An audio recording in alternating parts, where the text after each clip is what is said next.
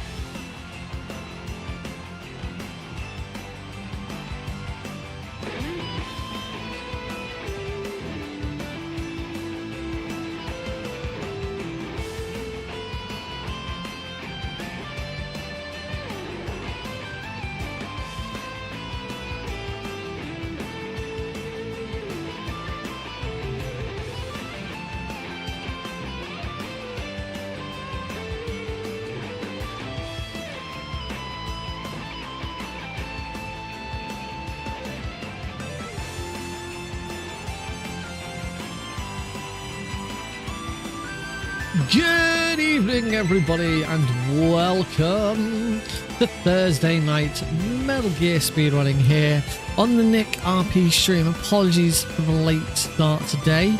It's been a hectic kind of evening, but we're here.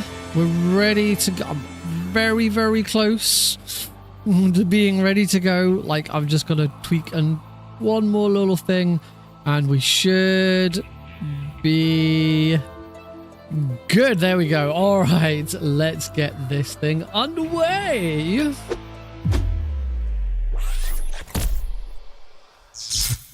Hello, everybody. Yes, we're here. We're ready to go. I thought I'd already pushed the button. I'd already pushed a button to make the game appear on screen, but apparently that's not. Come on, there we go. There it is. Wahoo! That's better. Hello, Rydenswig. Hello, Johnny Not Sasaki. Hello, Gamer Boys. Sound like Stampy. I don't know who that is. Ugh. Is Stampy British? Maybe it's because I'm so British. I'm so undeniably and unbelievably British.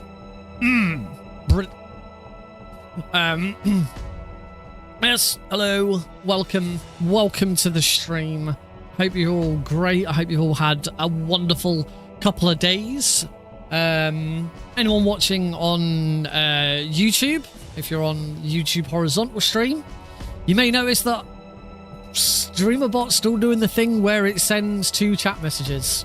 And if you're on the vertical stream, you won't realize because you won't have seen anything, but it's not sending any chat message. For some reason, I send a message through my StreamerBot chat module, and it sends 2 messages to the horizontal stream instead of 1 to each.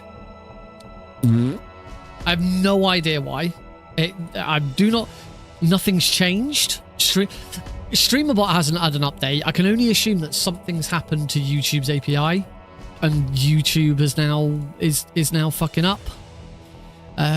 So yeah, I am unsure why that is happening, and there's. We had a look at it last week. I do need to do some more testing with it, but like, I'm not really sure what else I can do.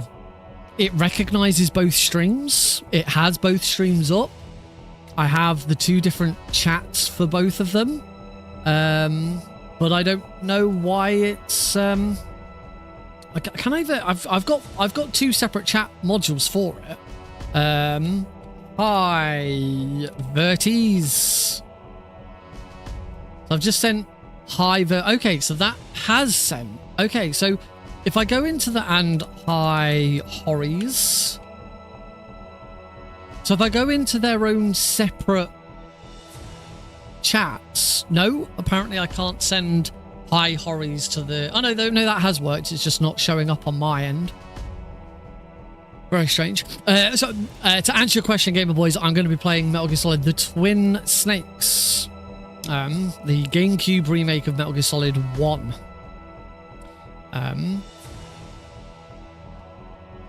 Yeah, I don't know what's going on. I need to have a look. Maybe I need to reinstall something. Oh well. But we're gonna get started. I do have some news to share. But let's get into the game, and then we'll come back to the big news. If you were here on Tuesday, if you were here for Tuesday's stream, then you'll already know what the news is about. If you were around at the time I was talking about it, but you don't know what the outcome is yet. So I will reveal the outcome very shortly. I need to grab my controller. It's on the floor. There we go. I still haven't fixed my microphone. Discovered on Tuesday that my microphones, the shock mount for my microphone, the connector has just snapped completely. I have no idea when it happened, but yeah, it just snapped. So it's just my microphone's just hanging on at the moment. Luckily, I've got loads of cables and stuff to hold it in place, so it's not too bad. And I don't really like make a lot of movement and noise, so it's not really too much of a problem. I do need to quickly just configure my controllers in the emulator. Let's refresh that. There we go. That's better. And that one's working as well. Excellent. Cool. We are good to go. So we're going to get straight into it. I should already have my options set. But we should, of course, swippy swap on over to the game scene. Alrighty, so here we go. I'm using a really old version of I apparently haven't loaded this layout for a while because it actually hasn't got the a timer for the vertical stream on it. I thought I'd set one of those up, but apparently not. Unless it's this one. Oh, it might be that. Oh, that might be the one. Yeah, that. Actually, no, I don't think that is. I think that's for Metal Gear Solid 1. Ah, no, it's gone back. So I think the news. I can 100% confirm that the news is not that I'm pregnant. I mean, that would be pretty incredible if that was the case. Seeing as how I don't have a womb. No, I'm not pregnant. I'm also going to nip this in the bud straight away. No, Heidi is not pregnant. It's got nothing to do with pregnant. We've already got one child. That's enough for the time being. We'll swing back round to that one another time, I think. All right, we're just gonna go with it. Yeah, Mike. Okay, it's got nothing to do with any pregnancies at all. It's got nothing to do with children. As I said, we did briefly discuss it on the stream on Tuesday. Hey Tom, about what it was, but as I say, we'll come back to that soon. Right, I'm not going to worry about a timer for the vertical stream because I want to get started. Yeah, apparently I just haven't played much Twin Snakes in a while. Apparently, no, that's not true because I've been doing. No, just I thought I'd open up my extreme splits, but no, has not got the vertical timer on it. It's just a bit of a pain to set up. So oh well, you still get to enjoy it and see the game. That's the important bit. So let's do this new game. We are playing on easy or very easy. That I'm playing the Japanese version of the game where the difficulties are. See, Tom knows what we talked about on Tuesday. I haven't said yet. That's what I've been alluding to. But we'll talk a little bit more about it in a bit. Just because let's get started. So anyway, we're playing the Japanese version of the game. The Japanese version of Twin Snakes has the difficulty sort of all offset by 1. So Japanese easy is US is very easy, normal is easy, hard is normal, very hard, which doesn't exist on the US version, is hard on the US version, and then extreme is extreme. It's the extreme is the only ones that match. So we're going to be playing very easy or easy. And for this run, for the first run, I'm not going to do Nikita Skip because it's actually been discovered. Well, people were talking about it, and it is very likely that it is only a minimal time save. We're talking less than 10 seconds, which in a very, very good speed run, that's massive. That's monumental. But at the moment, the amount of time, like if you were here last week, you'll know that it like derailed every run that I tried, and it was a pain. I will show it off again, and depending on how it goes, I might try and put it into a run, but it's a minimal time save. Plus, in order for it to even be a time save, you've got to be really good at getting Snake down that corridor. So hey, oh, Johnny wants to get me to shut up and start. So let's do that. 3, 2, 1, go!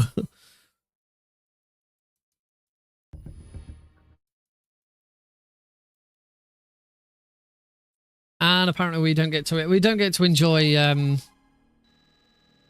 We don't get to enjoy the Snake saying start today. I think there must be something up with StreamerBot at the moment because just so many little things are going wrong with it. So Gonna shoot that guy. Roll through him. Hey! Something happened to me last Thursday when I was driving home. I had a couple of miles to go. That's the wrong I one. looked up and saw a glowing orange object in the sky to the east. Grab some stun grenades, and we are going to do the Prozac skip to get out of here nice and quickly. Turn, trigger the elevator cutscene, and we're off. GTA 6 does look sexy is definitely the best word to describe GTA 6 so far. It does suck that we've got another year to wait. Vice City was always my favorite, so you know, I'm looking forward to seeing it. I mean, unless it comes to Game Pass, I'm not going to be playing it straight away because I'm not going to be able to afford it because it's probably going to be £70.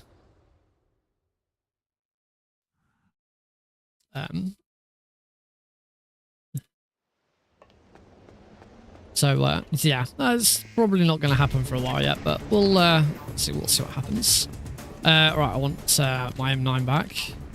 Gonna shoot that guy, roll, and clicky clicky clicky clicky clicky clicky into the vent. Clicky clicky clicky.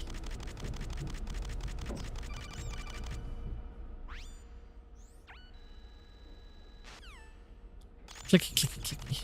Oh, whoops! Helps if I don't hold that button down. So we're clicky clicky clicky all the way through the vent.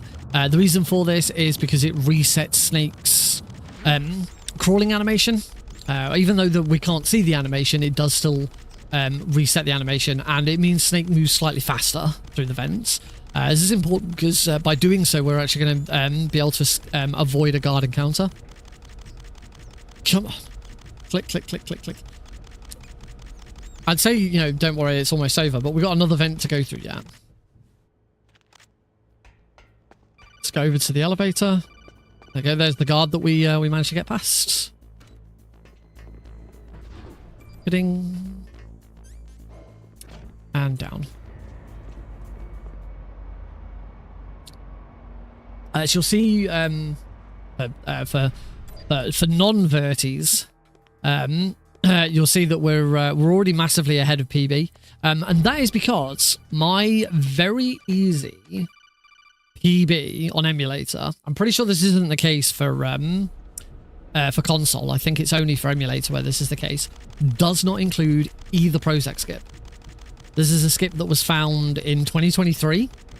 This was the skip that basically got me to SGDQ 2023, where I went to America and performed the run live.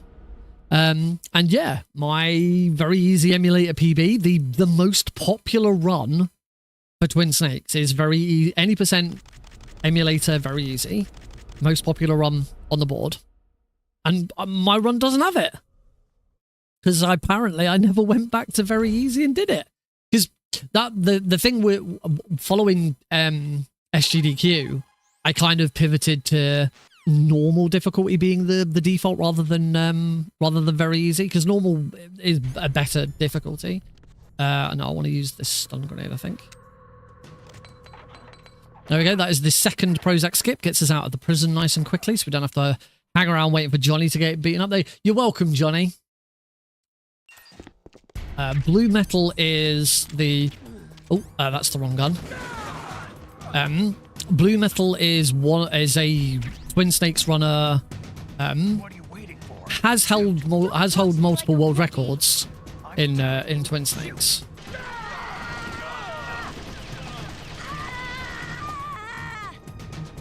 We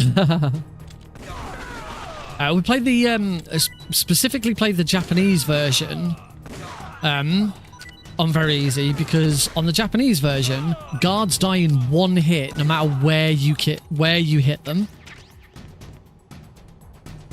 On the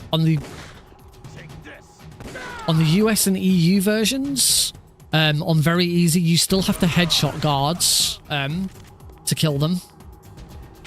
Grab some more M9 bullets, why not? I'd never consider the fact that blue metal is blue and I'm green. Even though I don't have, like, I have no green on my layouts. I used to.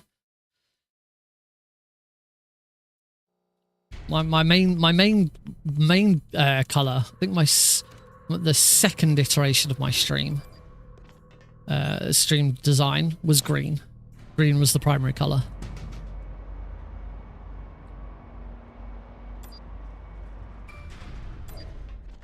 Then it became red because I was primarily a Dead by Daylight speedrunner.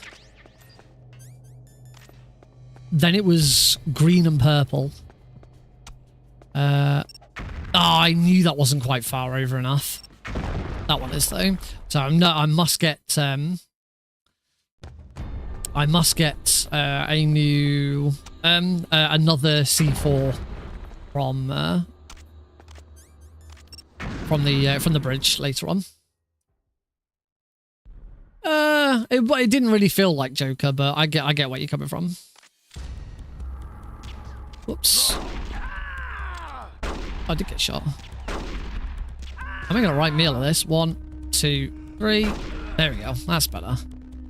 Not my best. Not my best ocelot fight. Mashy, mashy, mashy, mashy, mashy, mashy, mash. Mashy, mashy, mashy, mashy, mash, mash, mash, mash, mash. Let's get through this codec. Then we're going to call Meryl. Her number is on the back of the CD case. Luckily, it's 140.15. Or one off.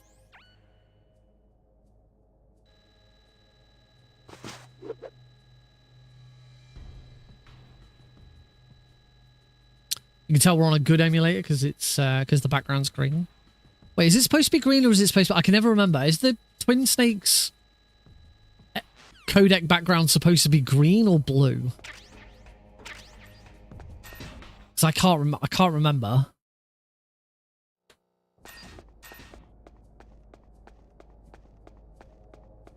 Run up to the elevators on this side. Switch to the SOCOM. And hopefully do this skip. Because... yeah, I can never remember which way around it's supposed to be. So I've been having a problem with this where I can't get off the bloody elevator correctly. There we go, that's better. Oh, it's still wrong. Damn it.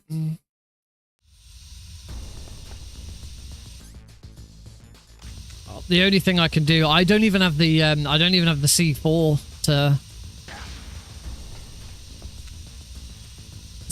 to use to try and to take even more damage. We'll see how far behind I am after this. I won't reset. I can't remember. Because depending on exactly which emulator you use and the quality of your emulator, it will either be green or blue.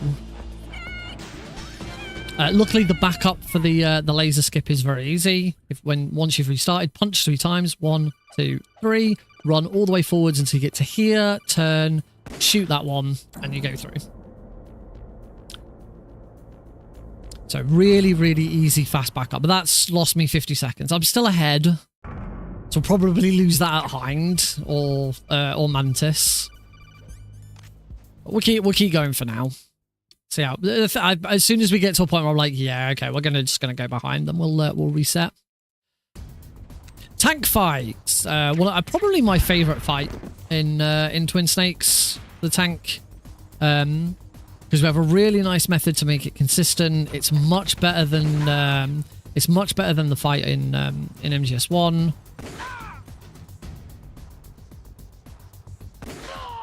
There we go. Throw another stun chaff grenade even. Grab some more chaff grenades. Run to here. Most important shot of the fight. Got him. Get him in the head. Turn over here, so he has to turn. Beautiful, lovely fight. And into the tank hangar. The nuke building. I knew what I was talking about. Oh, no, this is very easy. Very easy. The only difficulty where in nuke building B1 you can use the M9. Use the little that little glitch. little glitch where if you hold one direction whilst equipping and unequipping a weapon, Snake sort of glitches through the door. It is a trick that's doable on MGS2. It just doesn't have any use. So dance B1. As I said before, we're not going to do the Nikita skip on this run. So into here, grab... Oh, Nikita, we don't actually need the extra ammo. We probably don't need the stun grenades either, but I grabbed them. And down to B2.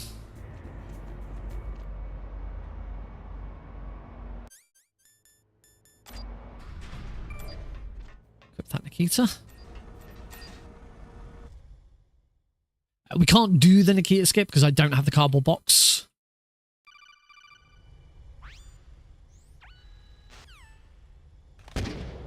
So, shoot the Nikita down here.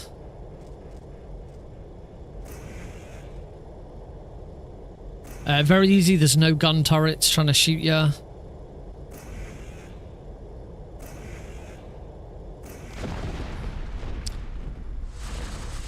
And that's the thing. It doesn't take that long to do this. So it is a very small skip.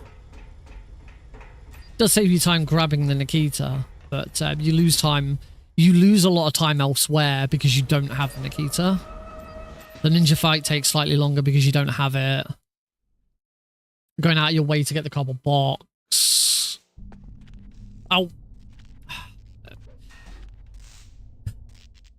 Dumb position. Right. Time for the cyborg ninja fight. In this version, we want to keep the ninja in his first phase for as long as possible. So we do this little thing where we shoot him, and that resets the phase. So because he's blocked, he doesn't go off into his next phase. The other thing you'll notice that I do is whenever I kick, I equip the Nikita. That's because the game recognizes when I do the kick that I've got the Nikita equipped and does slightly more damage. Oh, I got a bit too close there.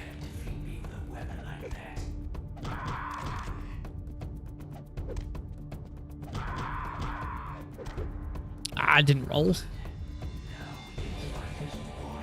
Deliberately trigger him to go into phase 2. The ninja can't be defeated in phase 1. You do have to push him into phase 2. But now all we need to do is just defeat him. And just make sure that I definitely defeat him because he had a little bit of health left. I might need to do like... That's enough. There we go. Very, very nice. Very, very nice fight, that one, because you save so much time. Could have been cleaner. I got punched to the ground. I did miss an Nikita kick at one point. There is one trick in that fight that I can't do, partly because of the way I have to have my controller set up, where R3 is to change weapon. You're not late, Rorschach. You think you were late? I was. Time did I start? Started at 1:15. So I was 15 minutes late. No one's ever late. You turn up exactly when you want to. Click, click, click, click, click, click, click, click, click, click, click, click, click, click, click, click. Right, we're done. We can move on. I already grabbed the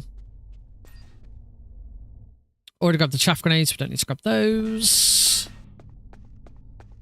Roll over this guy. Don't have the Nikita out. Well, that's fine. We don't need the Nikita out. Roll into here. That was stuff in my face with the kebab. It's true. It was quite nice.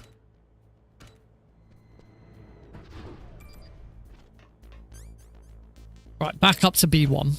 Yo.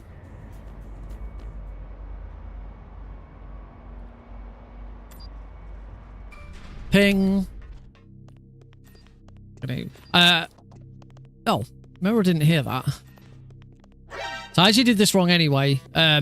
Because this is every other difficulty, you run up to that bit of the wall, knock, and Meryl hears that and turns around.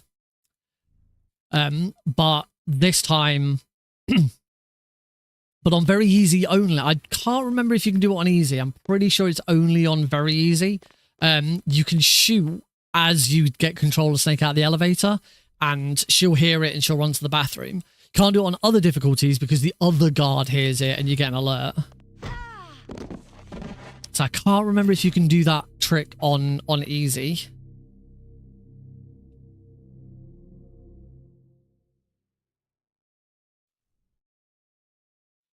Click, click, click, click, click, click, click. Okay, that worked. You're supposed to equip the SOCOM and then PPK her. If you PPK her without equipping the SOCOM, it doesn't do enough damage. And she doesn't get knocked out. Right, I'm going to concentrate. This first shot in particular is the most important. So we try and aim near that vase. Hopefully I've got this right. Swap to the M9. Shoot in the leg. Perfect. Punch. Ah, oh, beautiful. Beautiful start. I don't know where he... Oh, he's there. Oh, that's weird. That was a weird position for him to be in. So shoot in the leg. Shoot in the leg. Oh. Shoot in the leg. Oh, these bloody chairs. Shoot in the leg. So, for those who don't know, Mantis takes headshot damage if you shoot him in his right leg. Only his right leg, not his left leg. Nobody knows why. It's just a weird thing. And by doing a precise number of headshots plus that one punch that I got in, we skip the next Meryl phase, which is why Meryl immediately fell over after she got back up. Now we just need to shoot Mantis in the head here. One headshot. Got him. And hopefully quick finish. So we shoot Mantis in the leg. Oh, not quite quick finish, but that'll do. No, I am now behind. Oh dear. Smash, smash, smash, smash, smash, smash. Off we go. So that is Mantis defeated. Oh. Shut up in there, will ya? Hey, Blues. I'm gonna trank with these doggies. Yo. Oh, I did not trank that doggy. Gotcha.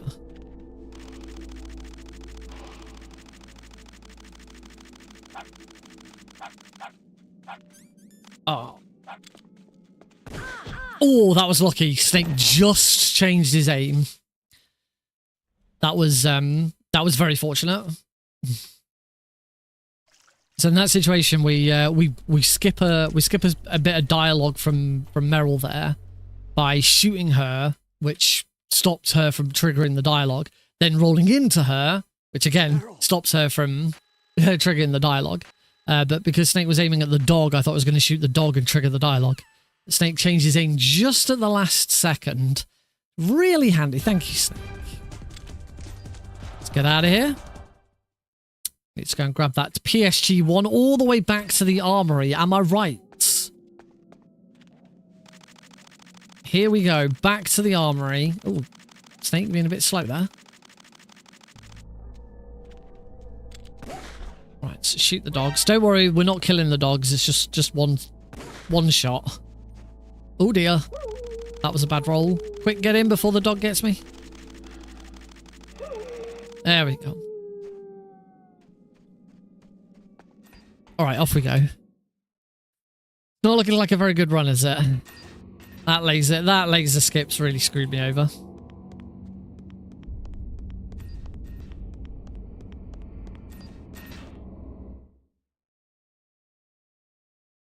But we'll persevere. Keep going. I mean, last week we never even finished a run. I'm trying to remember how far I got in last week's run before I finally gave up. Did I actually finish? Did I finish it? Yeah, I did. No, I did. I did actually finish a run last week. I did manage to finish a run of J Cocoon on Tuesday, so we're definitely going to finish a run tonight. This is Twin Snakes. I do feel bad at the moment. Having more and more streams where I don't even manage to finish one of my runs because something goes so wrong that I want to reset.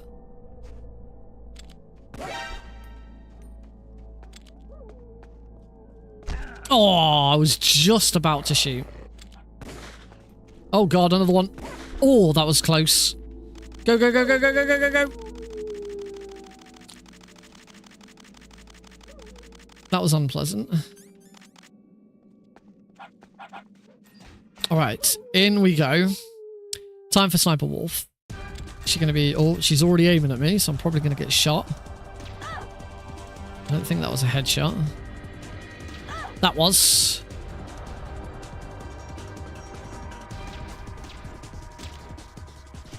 Ow. She's gonna shoot me again. Yep. She's being mean.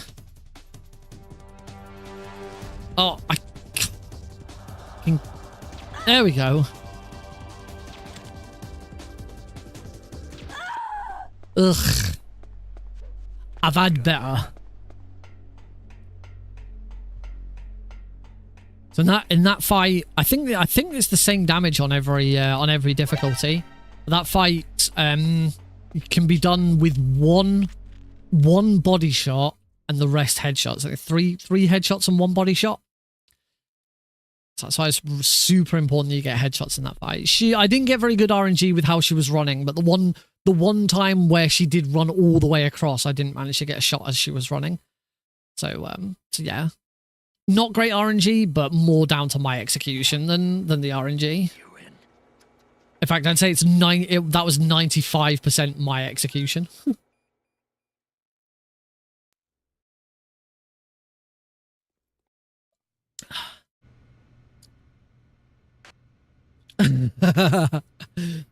Sumimasen Josan. Oh. Let's skip through this text correctly. Sorry, Joe is the translation there for those who don't know. We've just killed Meryl. We've skipped the torture, so Meryl's dead. Message on my phone. Now's a good time. Now's a good time to check my messages on my phone because we're in prison and there's nothing to do. Can just keep tapping. Oh damn! Oh. She took my clothes. Hey. I don't know what we got. Somebody with a weird name on Blue Sky liked my go live notification. Hey. That's it. The Pope, new Pope got elected. It's the American Pope for the first time ever.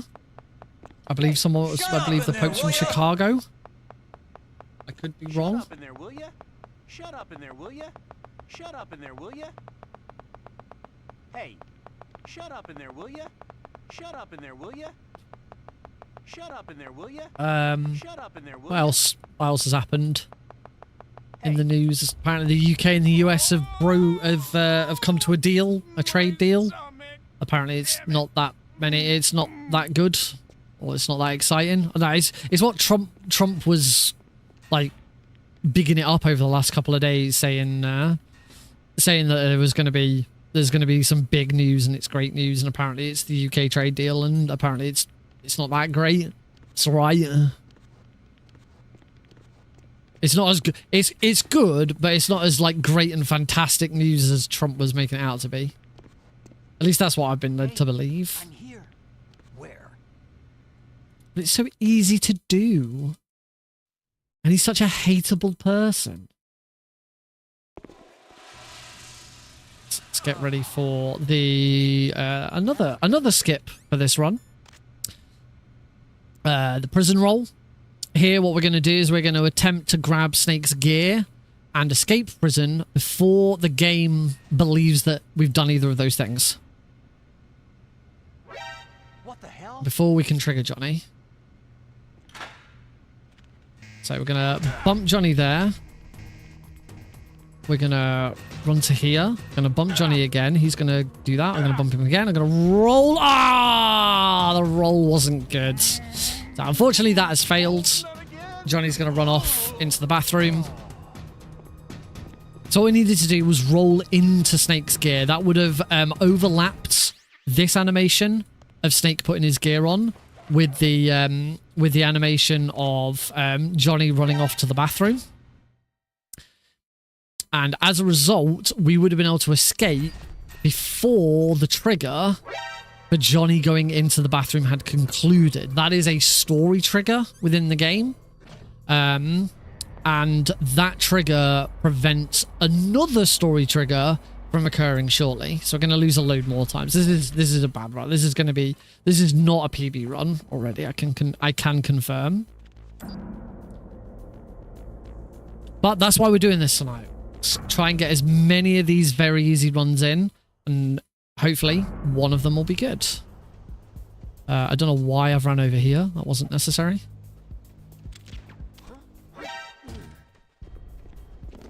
There's the camera there. And roll.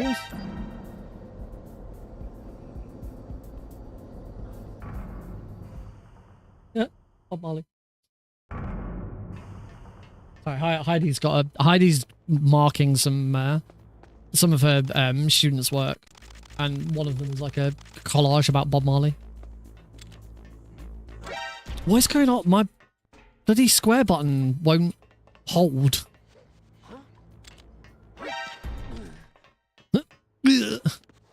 Oh, Snake.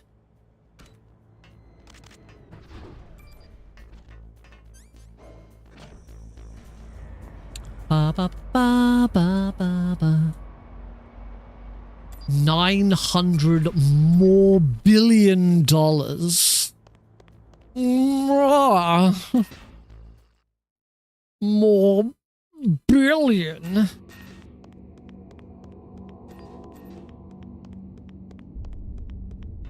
Roll down the stairs. Roll through the door.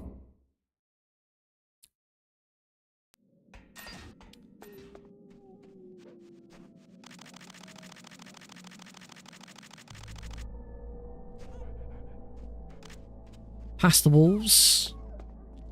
The wolves don't attack because I've got Sniper Wolf's handkerchief. Click, click, click, click, click, click, click, click, click, click, click, click. We want to swap to stun grenades here. So I've got stun grenades and M9 on both. So unfortunately here is where we're going to lose more time because we're going to trigger this cutscene and codec. And the major advantage of the prison roll is if you get the prison roll correct, you don't trigger the story flag for Johnny going to the toilet and the prison escape, and therefore this trigger doesn't hit either because the story flag's behind.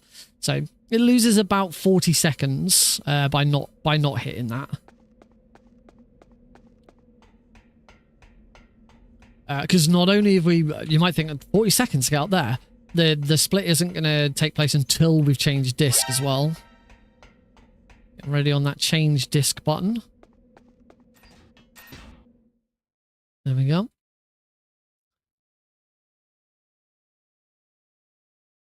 Nice. All right, 25 seconds. I thought it was longer than that. Into the tower. Throw stun grenades. That stun grenade's going to go off and hit those two guards. Hello, Juan. Sup. And we're going to make our way up the tower. Going to get a grenade prepped at floor 4. And throw it at floor 6. Get another grenade prepared at floor 8.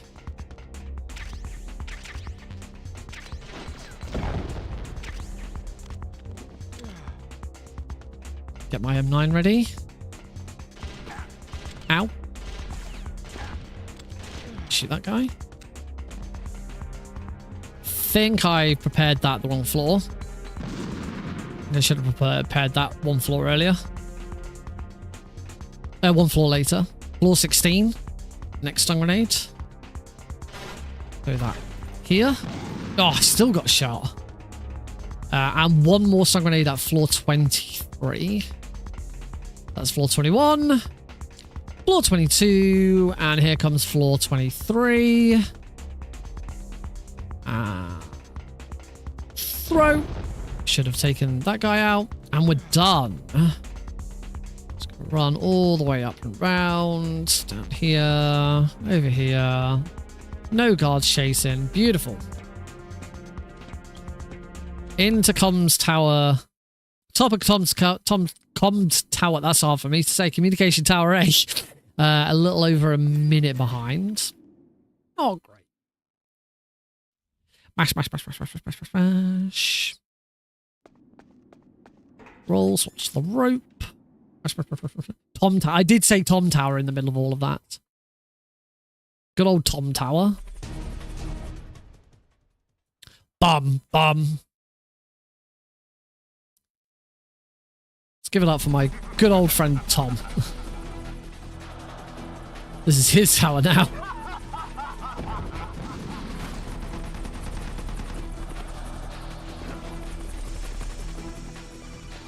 Yes! Managed to get past the steam. So it's RNG as to whether you get hit by that steam or not. So that was nice. Looks like Metal Gear Solid. It's funny that it looks like Metal Gear Solid 2, but isn't. This is Metal Gear Solid the Twin Snakes. This is... oh, I've got all of that in the wrong order.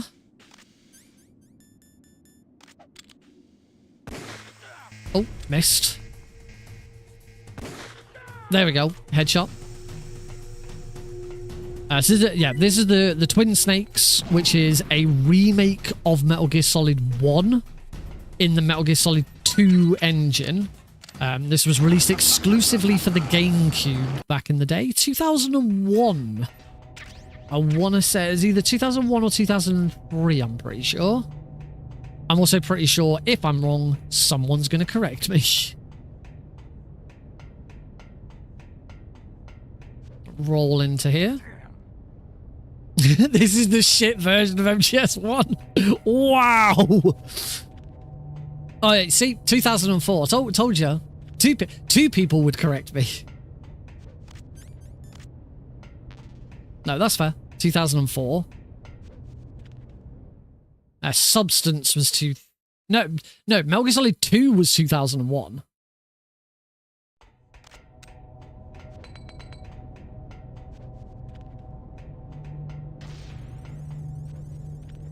Oh, it was the same year as Snake Eater. Yeah, I think we're all kind of hopeful that Twin Snakes might make an appearance in Master Collection Volume 2. Unless there's a problem now, because the Switch 2, of course, is gonna start having GameCube games on it, and this is a GameCube exclusive. So I think the question is whether who wins that fight. Does Nintendo get to put the game on the Switch 2, or does Konami get to put it on the next Master Collection? Did you like my sunglasses? Oh, you point a weapon at your own brother. Okay, we're running up with the Nikita now. Good evening, Deagle. Handy as bait.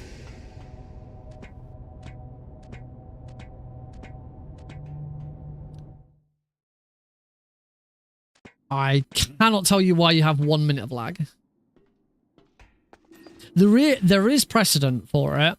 The Master Collection Volume 1 included the NES version of Metal Gear. What? Why did that not hit?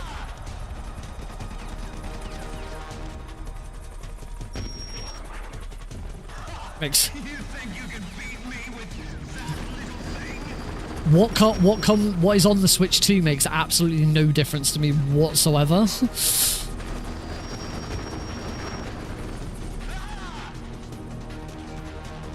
I probably will. I probably will play the Fallout 3 remake. I've been playing the Oblivion remake and enjoying it. I say Oblivion remake. It really is a remaster. Oh, that last shot didn't connect. 1, 2, 3, 4, 5. 1, 2, 3, 4, 5. Oh no! Lock on, you bitch. 1, 2, 3, 4. No, he's going down. So, welcome to the 1, 2, 3, 4, 5. Nope, he's ducked down already. So, welcome to the worst version of the hind fight across both games. 1, 2, 3, 4, 5. Because the stinger is awful. It also ducks down very, very quickly and stays down for ages. And there's nothing you can do about it. 1, 2, 3, 4, 5. Come on. Yes. Nice. Got it as it went down. I can't remember if it has been confirmed. I'm pretty sure it's been confirmed. When I say remake, it's almost certainly going to be the same as Oblivion, where it is just a remaster, but it's like a really, really fancy remaster.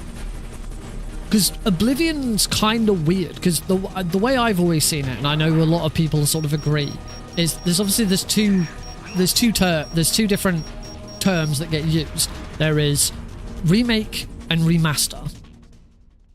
And the best example we can use to explain the difference between the two is Metal Gear Solid 3. So, the HD edition of Metal Gear Solid 3, and as such, therefore, the Master Collection version of Metal Gear Solid 3 is what we call a remaster. Is everything is upscaled. You usually find there are a few tweaks. So, for example, the original Metal Gear Solid 3 didn't include widescreen. The remaster does. You know, and there's usually a couple of other little tweaks here and there. But mostly it's just a graphical upgrade in that, you know, the visuals are bumped up. And then you've got a remake, which is the game remade from the ground up, which is what Metal Gear Solid Delta Snake Eater is going to be. It's a complete remake of Metal Gear Solid 3 from the ground up. It is not reusing assets or anything like that. It is reusing some voice lines, but the gameplay is a complete overhaul.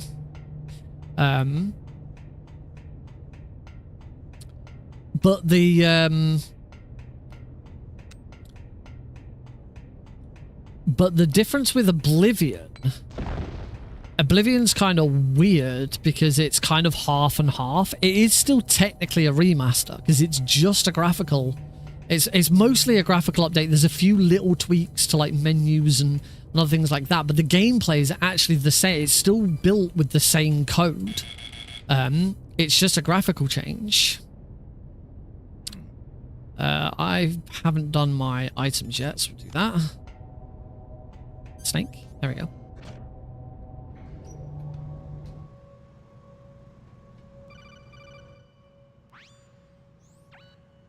$200 on eBay. That's insane. So yeah, it's been really interesting playing Oblivion Remastered, and like, yeah, it is exactly the same Oblivion as you remember. It just looks really pretty because it's made in Unreal Engine 5. But the game's logic, the gameplay is all still the same. I believe the only major addition is you can now sprint, and you couldn't sprint in the original. So yeah, it's kind of weird that we've got this sort of, and it does in a way make the game feel a little bit worse because it looks amazing and fantastic, but then you're using gameplay mechanics from like 10 years ago. Oh yeah, the leveling system was changed slightly. So so now whenever you level up, that was not a headshot. Ah, I ran out of clip. Good, good, good. Nice. Nice. I'm not shooting quick enough. There we go. That actually wasn't too bad for a Wolf 2 fight. I was very lucky with the RNG actually. She just kept on moving. She didn't really stop. Yeah, they changed the leveling system. So when you now when you level up, you're not limited to just increasing stats governed. Just increasing stats that govern some of the abilities that you've leveled up. So for example, like in the original Oblivion, say you leveled up, because you level up by, I can't remember what the difference between, you've got like stats and attributes, I think is the distinguish between them. I'm not actually sure what they're called. But if you call it stats and attributes, you've got your major attributes are things like strength, endurance, acrobatics, special in Fallout, and then you've got your stats, your abilities, which are all the stat attributes, which are all things like acrobatics, heavy armor, light armor, bladed weapons. All of that stuff. But each of those stats is governed by one of the attributes. So like strength governs heavy armor, two-handed weapons, axes, stuff like that. You know, agility governs acrobatics and speeds. Speed's a separate stat. I can't remember what they were. But the way it used to be in the original Oblivion is say you leveled up. So every time you use your abilities, you use your stats, and they level up. And each time one of your stats levels up, your overall level experience ticks up slightly. Until eventually, once you've ticked up enough stats, your overall level increases. Originally, you would only be able to level up your bigger stats if one of the stats that those attributes govern had been leveled up. So for example, if during your level up you managed to level up heavy armor, then when it came to choosing which stats you want to level up when you actually do the full level up, then you would be able to upgrade your strength, because that governs...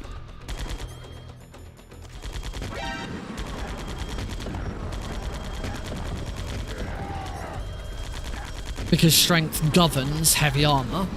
Now you are free to upgrade any of your attributes, no matter which stats have been leveled up. So you could go through the entire game and never once level up a stat that is governed by endurance, but you'd still be allowed to increase your endurance every time your character levels up.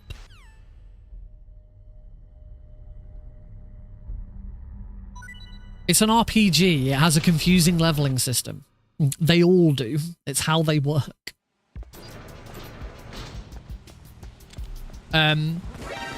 Yeah, please do correct me if I'm wrong here, but I'm pretty sure it has been confirmed that Fallout 3 is getting the same treatment Oblivion has had. Or it was certainly announced before that Fallout 3 was getting some sort of remake or remaster, and now that Oblivion's come out... No, I'm sure I remember there being something saying that Fallout 3 was getting something. And now that Oblivion's come out, the assumption is the assumption is that the Fallout 3 Fallout 3 will get the same treatment that Oblivion's had.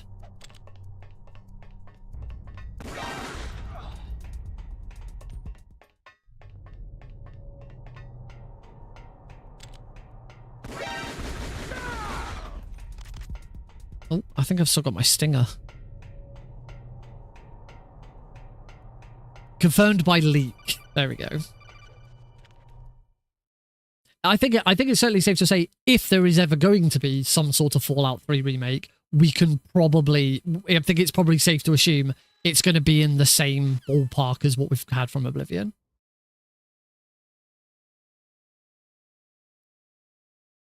Because I think one of the most surprising things about the Oblivion remaster was that it didn't use like the Skyrim engine. It's not Oblivion remade in Skyrim, which is there's already a fan mod that's been in works for quite some time, which is still going ahead. Bethesda have not put a cease and desist on it. Bethesda are really good when it comes to the fan mods and letting fan mods be. So that project is still going ahead. I believe it's not far off completion. Yes, it is called Sky Oblivion. So it is Oblivion completely remade in Skyrim's engine. So all the textures, all of that stuff.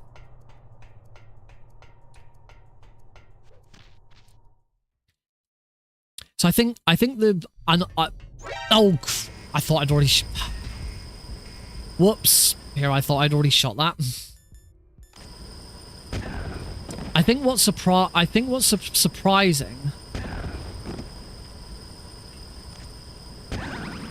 Oh, I've still got my bloody rations out. I think what's surprising is that they didn't. They either didn't remake Oblivion in the Skyrim engine, which it's been so long since Skyrim came out that actually doesn't surprise me because yeah, it's Skyrim at this point is very old. So remaking Oblivion in the Skyrim engine probably wouldn't have been worthwhile anyway. And also this, Sky Oblivion is a very, very well-known fan mod. So there's no point in directly competing with that. I think what's more surprising, though I guess it's because it was A, cheaper, and B, easier to outsource to a different company, would have been them holding off. Hey, Nitrous. Would have been them holding off on a remake of Oblivion until The Elder Scrolls 6 came out, and then remaking Oblivion in the Elder Scrolls 6 engine. That's what I would have expected from an Oblivion remake.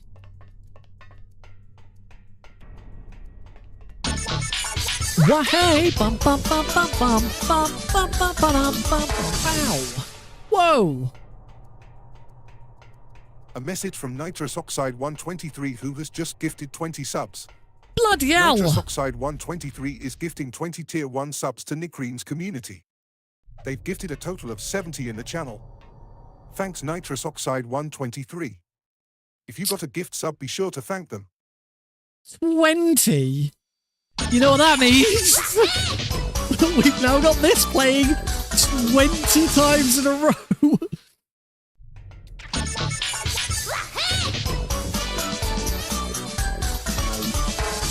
Nitrous, thank you. Yes, Sergeant Deagle has been slowly, over the past few weeks, building up to overtake your gift sub score, but I think that's now come to an end.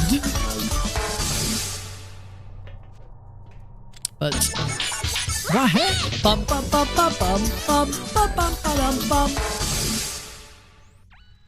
I don't know. I've already lost count of what number we're on.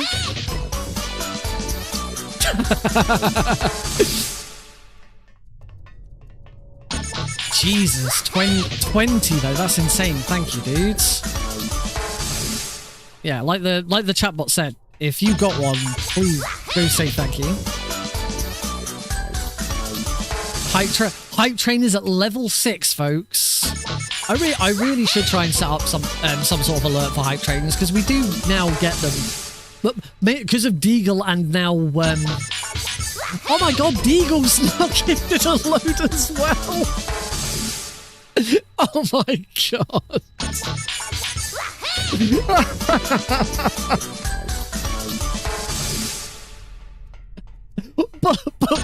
but no one's gonna know about it. No one's gonna know about Deagles until we get through the 20 of these.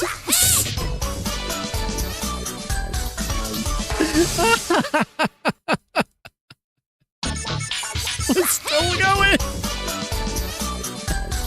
Liquid's like, nothing can stop Metal Gear now. Nothing can stop the hype train. Oh my god.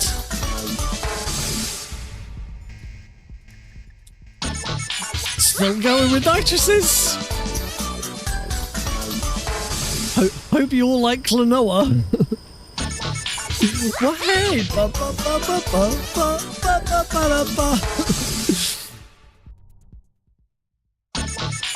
Well, hey.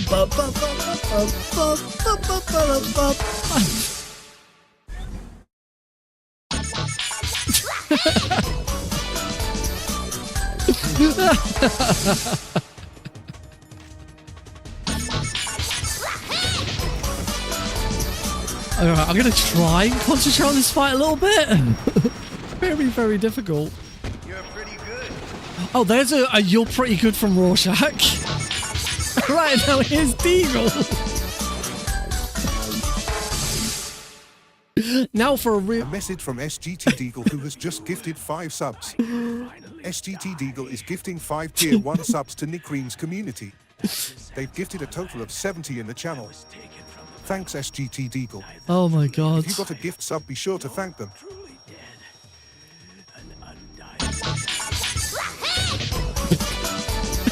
And we're off again. Well, hey. Ba, ba, ba, ba, ba, ba, ba, ba, ba, ba, ba, ba.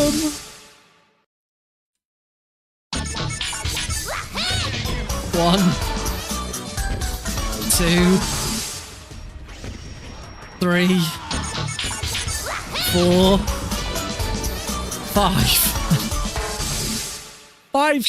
5 shots on Liquid for the 5 the 5 subs. 5 subs, then plus an extra one.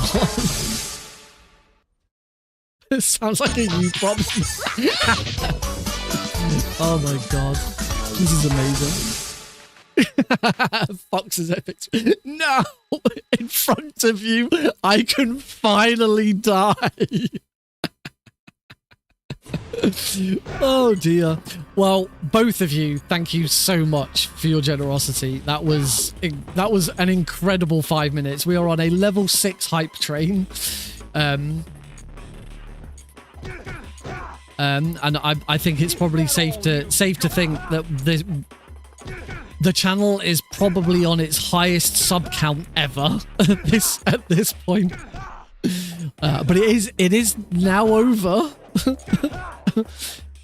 The hype train's still live, so if anyone else wants to sub, now's the time to do it. Though I can't imagine there's that many people left who don't have one.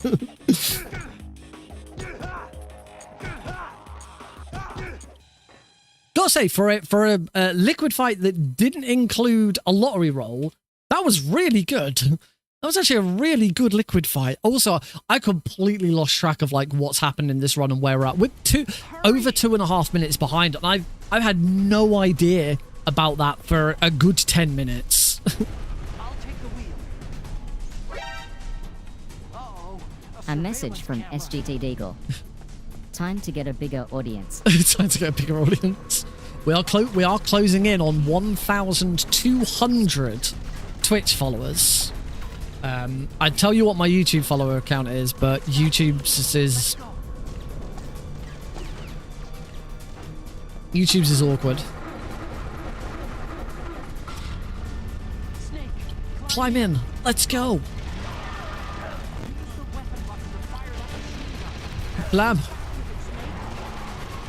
And there we are. And the hype train has ended at level 6. Congratulations to everyone who participated in the hype train. Enjoy your new emote. I will be doing some more YouTube stuff soon, because I do recognize that I do have some very loyal and eager, I think eager is the best word to describe Riders Week, YouTube viewers who don't get access to a lot of the cool stuff that we have on the stream, because YouTube just isn't as good at the user experience as Twitch is. But at the very least, I do want to make the soundboard available to YouTube viewers. So I'm planning to do that at some point. I just need to work out the best way of doing it so that it's not just spammable. I can't just give you access to it with chat commands, because otherwise you can just spam it constantly. Whereas Twitch users do have points to spend.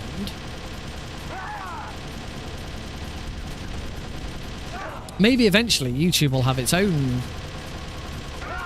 points-based system.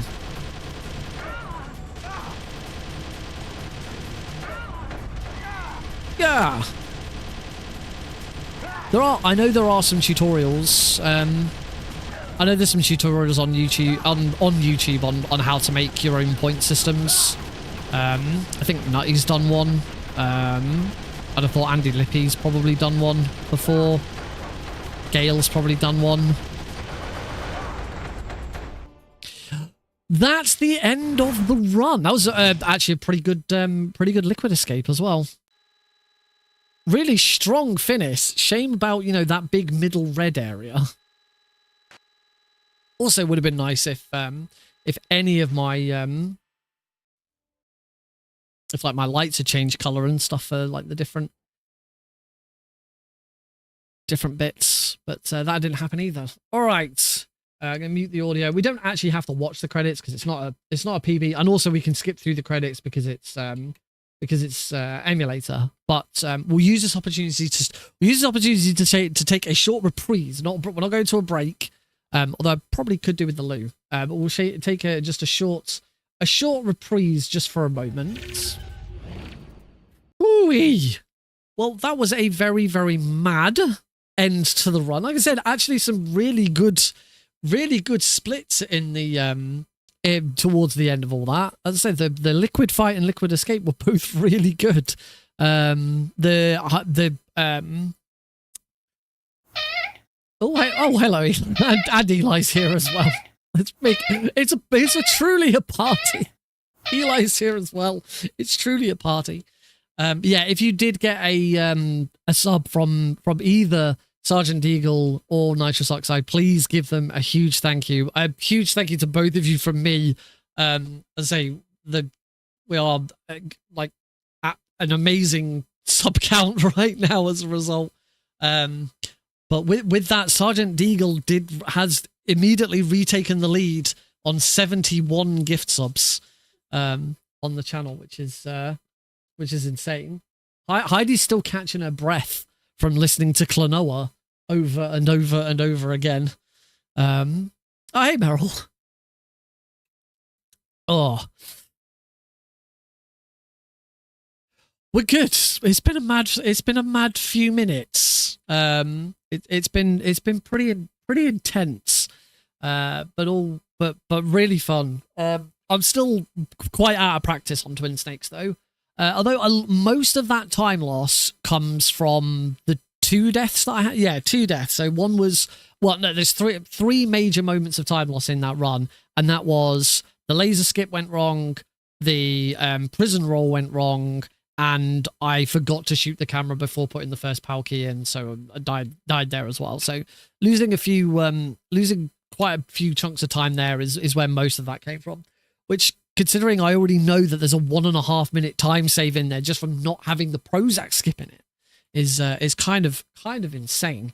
So I just gonna do some more runs. Hopefully we should be able to get 3 runs in this evening. We're gonna like proper go for it tonight, and hopefully one of those will be good enough, because I haven't put a run on speedrun.com for ages because every time I get a new PB, I don't like it. I don't want to put it up. Like Tuesday, for example, got a new PB in Jade Cocoon, but it was only 12 seconds ahead of my previous one and still had one big massive time loss in it. I don't want to submit the run until that time loss is fixed. Oh, I need to open my hype chest. I got this one. It's a raccoon pop. That's cool. That is quite cool, actually. Choo choo. Oh dear. Anyway, whilst we I'll tell you what, we are gonna go to a break just because I could do with the loo, but I'm gonna make it a very, very quick. Jade Raccoon. That I would play that game in a heartbeat. Jade Raccoon.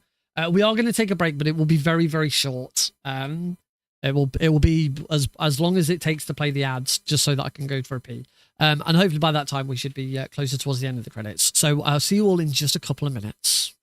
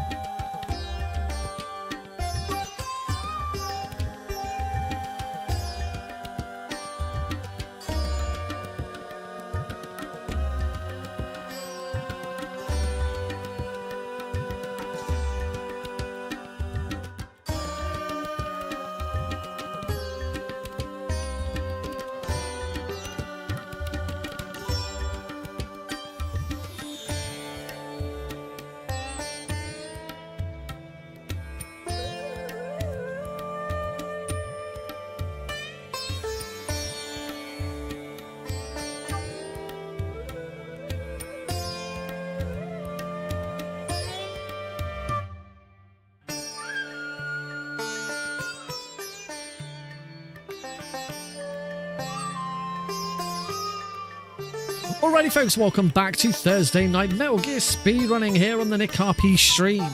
I'm just about calmed down after a very, very hype finale to the previous run. A huge thanks once again for the incredible generosity of Sergeant Deagle and Nitrous Oxide for their just all of the gift subs that made Klonoa pop up like 15 times.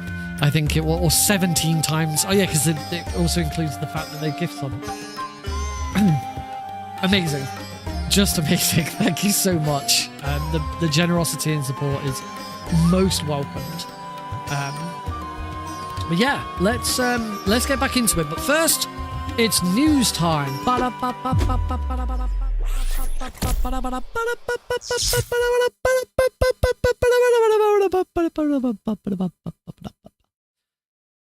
That was my attempt at a news bulletin.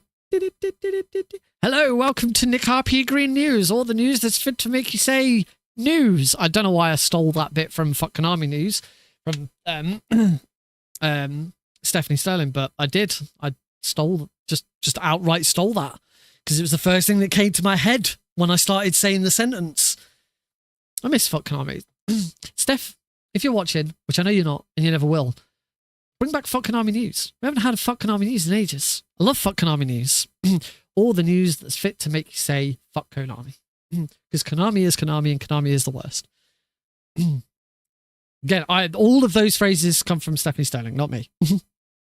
Full credit where credit's due.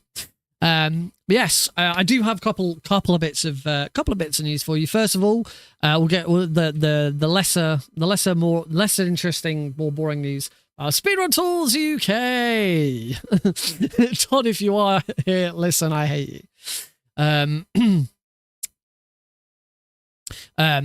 Speedrun Tools UK. I've been working on the guides for it, the admin guides.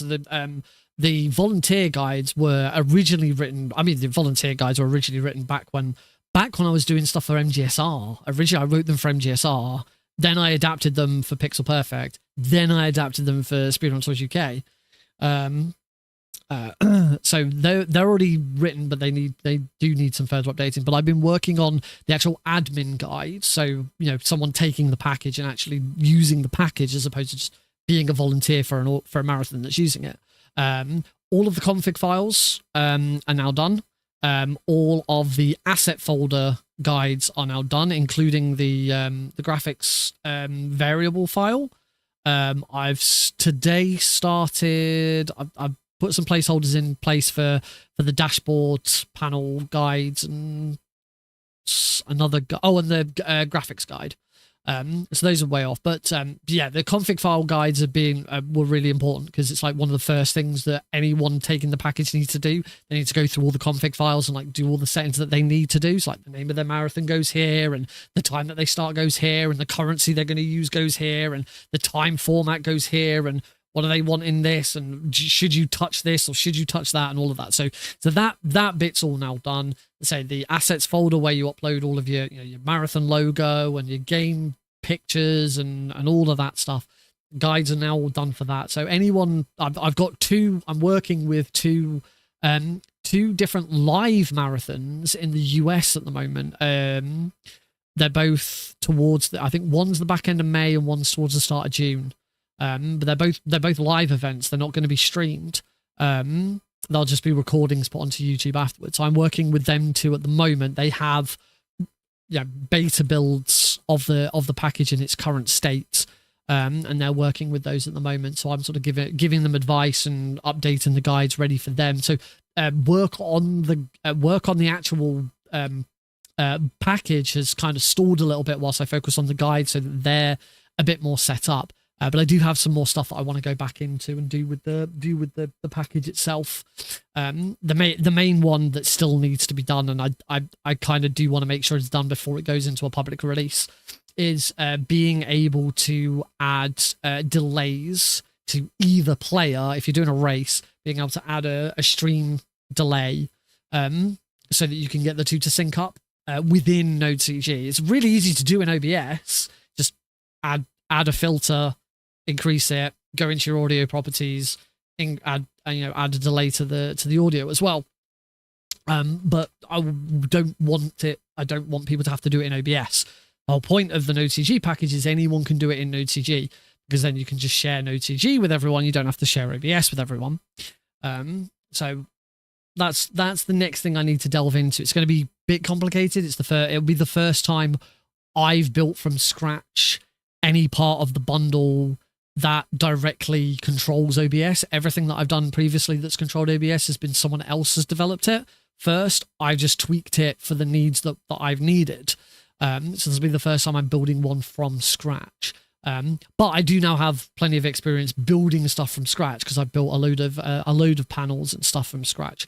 So it's all coming together nicely. If you do want to go, you can. All of that stuff's public. If you do want to check out any of the guides and stuff and actually sort of see a bit more under the hood, stuk.nickrpgreen.com. So it's not www. It's sorry, not Node. That's where the Node instance is. stuk.nickrpgreen.com. As opposed to my actual website, which is www.nickrpgreen.com. So yeah, go check that out if you want to have a look around the guides that I built there. I think it's a really nice looking site. It's still Google Sites, because Google Sites is just really easy to use. And it was called the STUK Wiki until I realized that wikis are supposed to be collaborative. And this isn't a collaborative community wiki. It's a guide written by me and me alone. Because it's mine. There wouldn't be much point in anyone else writing it.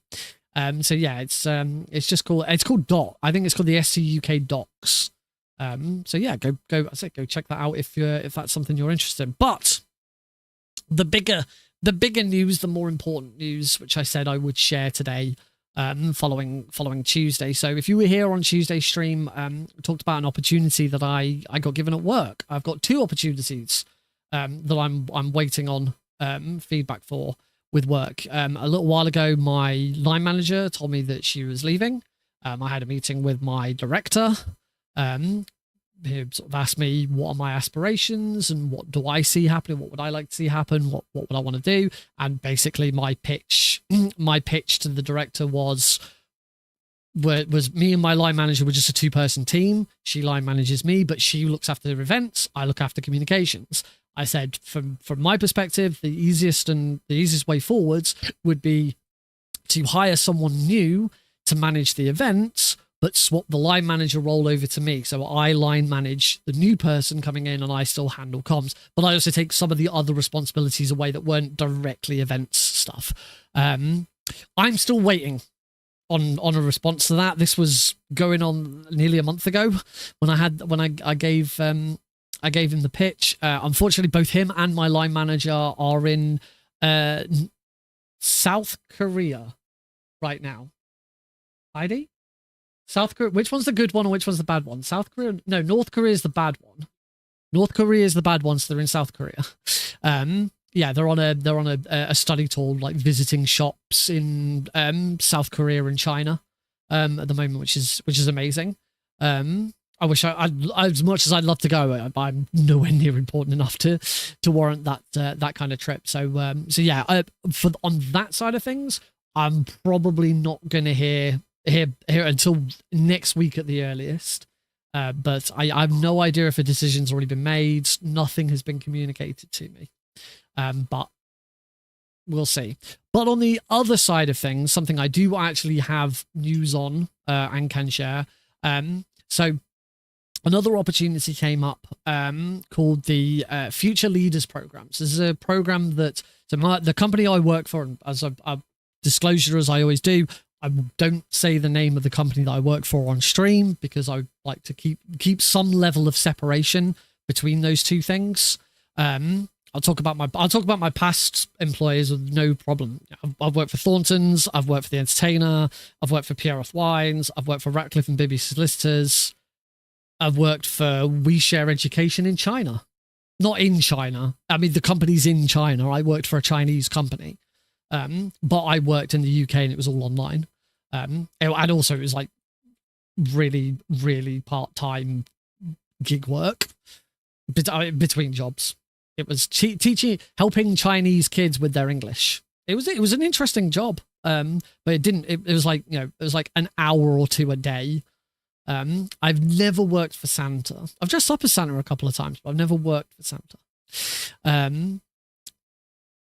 But yeah, that's interesting. So yeah, I'll talk about those, but I won't name the company that I currently work for. All I will tell you is it's a company based in the grocery industry. And it is a major name. You would, if I told you the name, you would most likely, if you lived in the UK at least, or most of Europe, you would recognize the name. It is a known company in the grocery industry.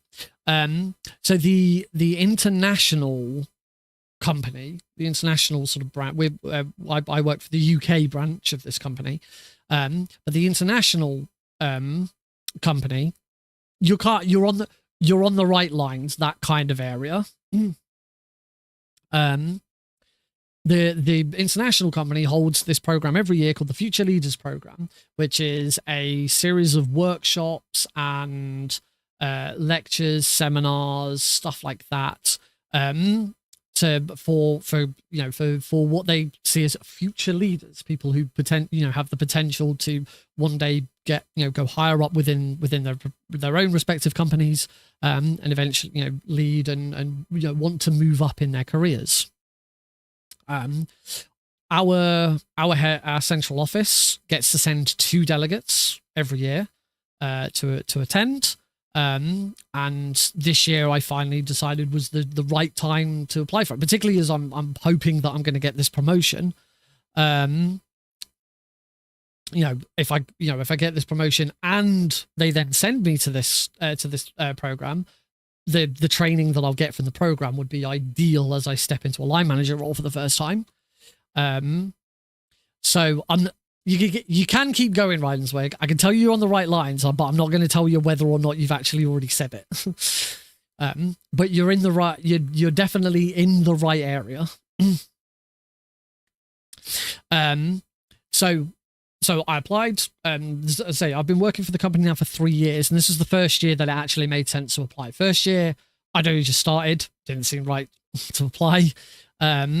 Second year, so last year, didn't want to apply because Alex had only just been born at that point, and I didn't want to, in fact, I think the program was running whilst I was on paternity leave, so it just didn't make sense. So this year was the first time where I felt actually, yeah, this would be a good time to apply. And as I say, along with this potential promotion, the timing of it would work out pretty well.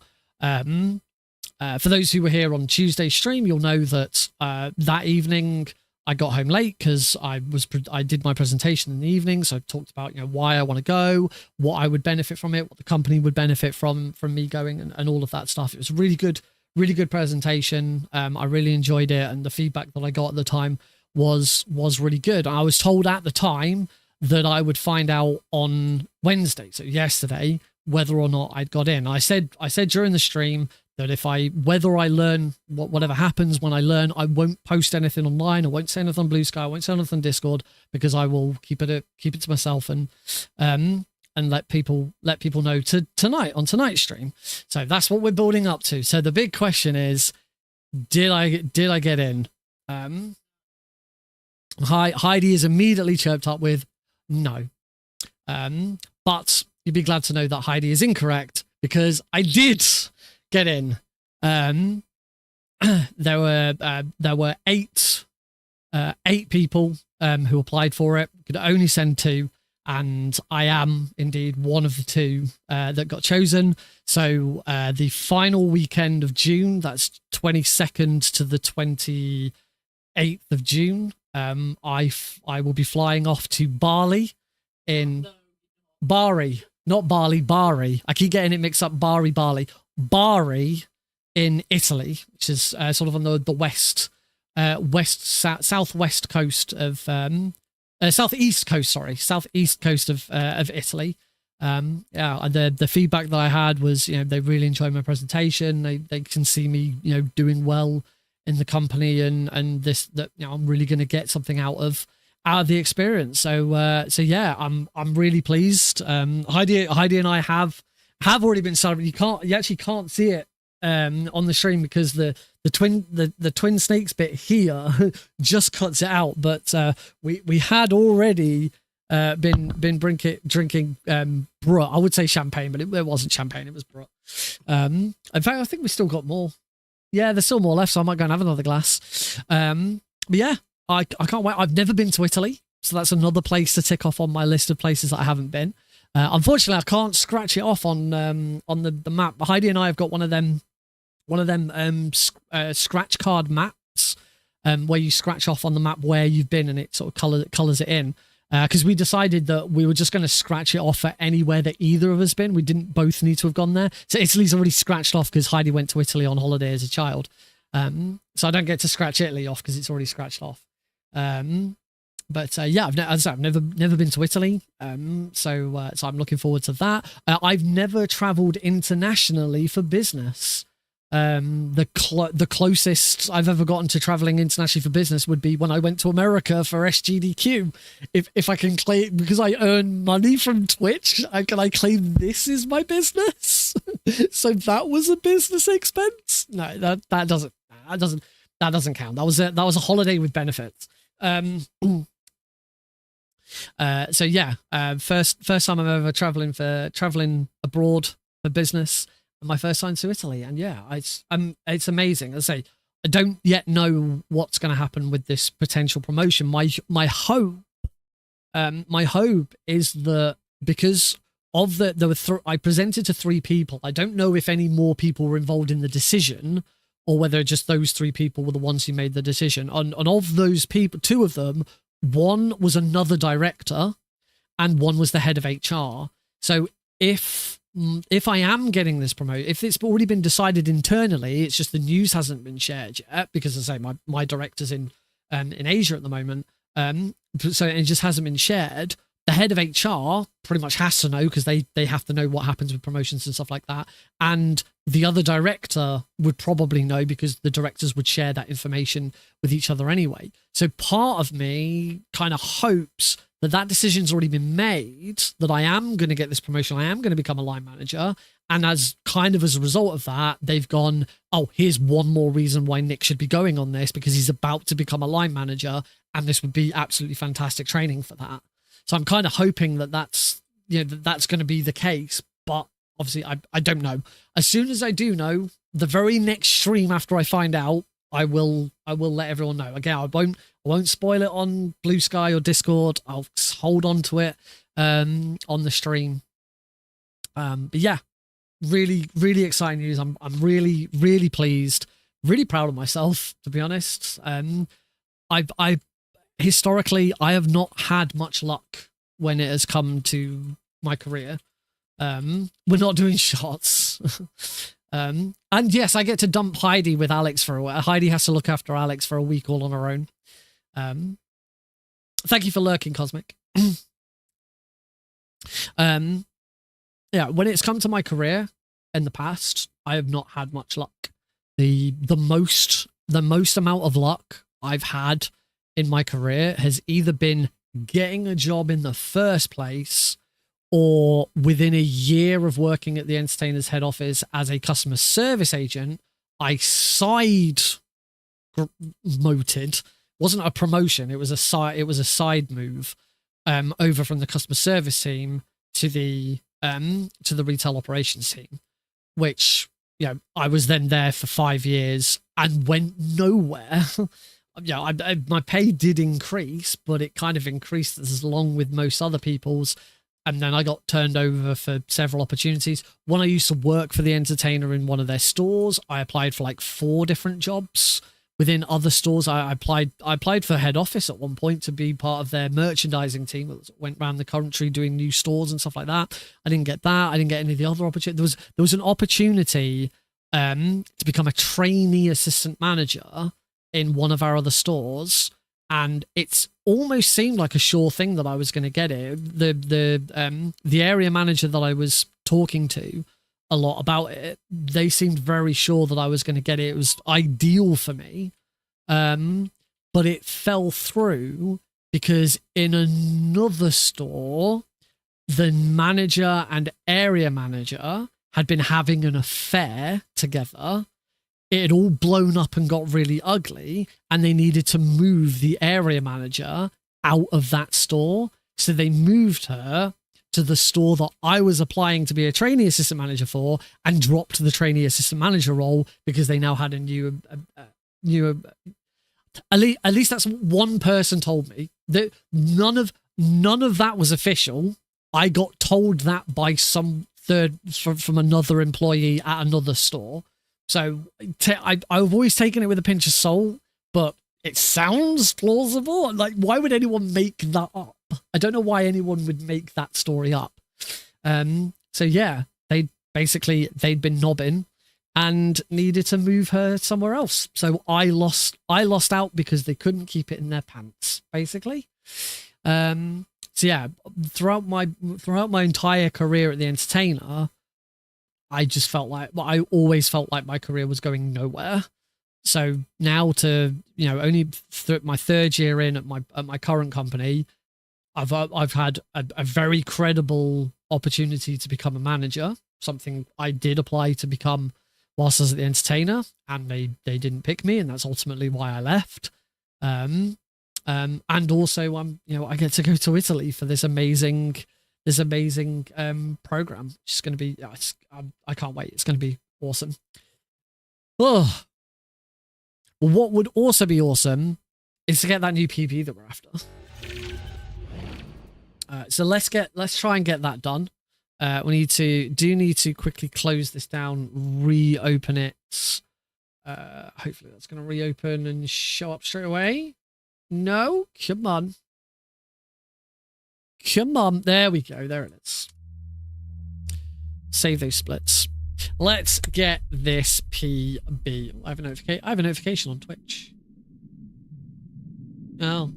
Advertiser-friendly content guidelines. Woo! That sounds exciting. Well, anyway, cheers everyone to some career success, and hopefully to leading into some more career success. Here's hoping, at least, anyway.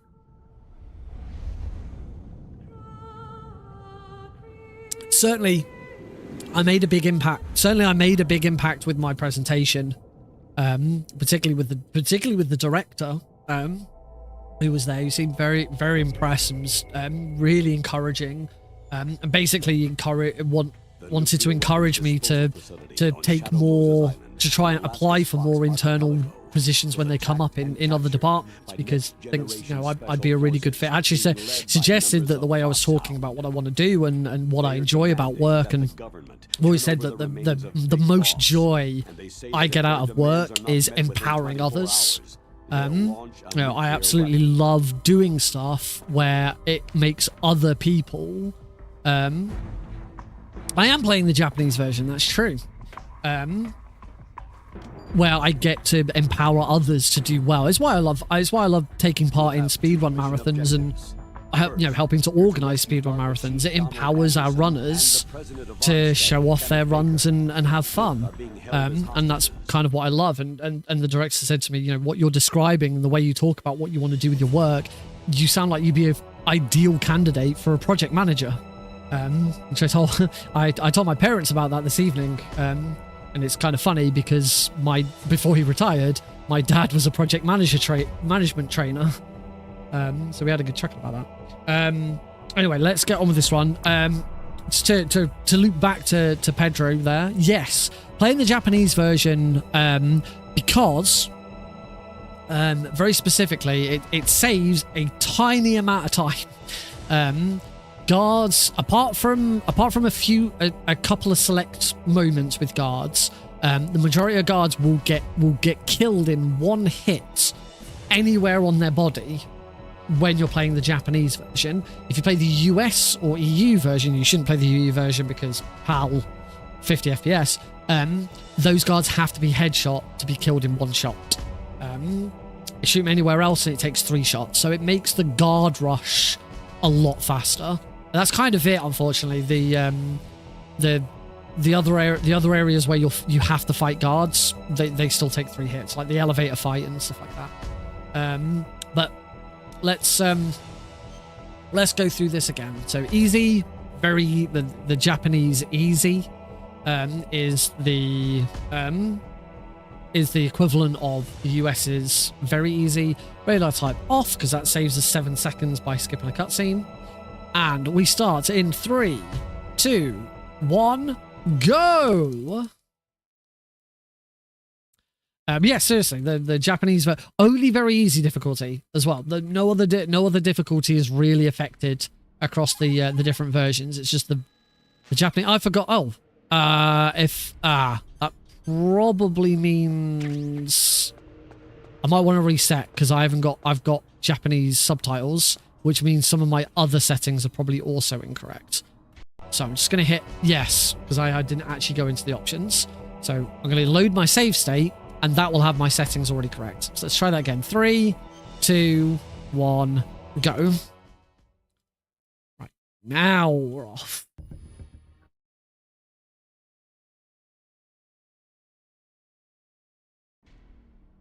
Here's hoping. There is an automatic 1.5 minute time save. I've just got to then make sure that I don't lose that 1.5 minutes elsewhere.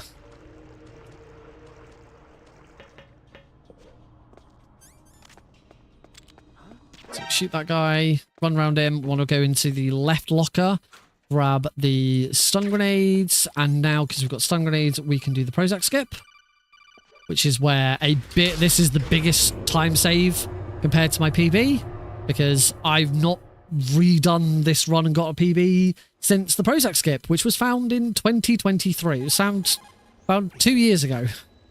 This trick.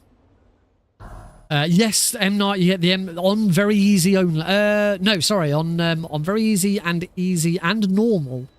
You can find the M9 at the beginning of the game. It's in slightly different locations down there, for each difficulty. I think on easy and normal, it's in the locker.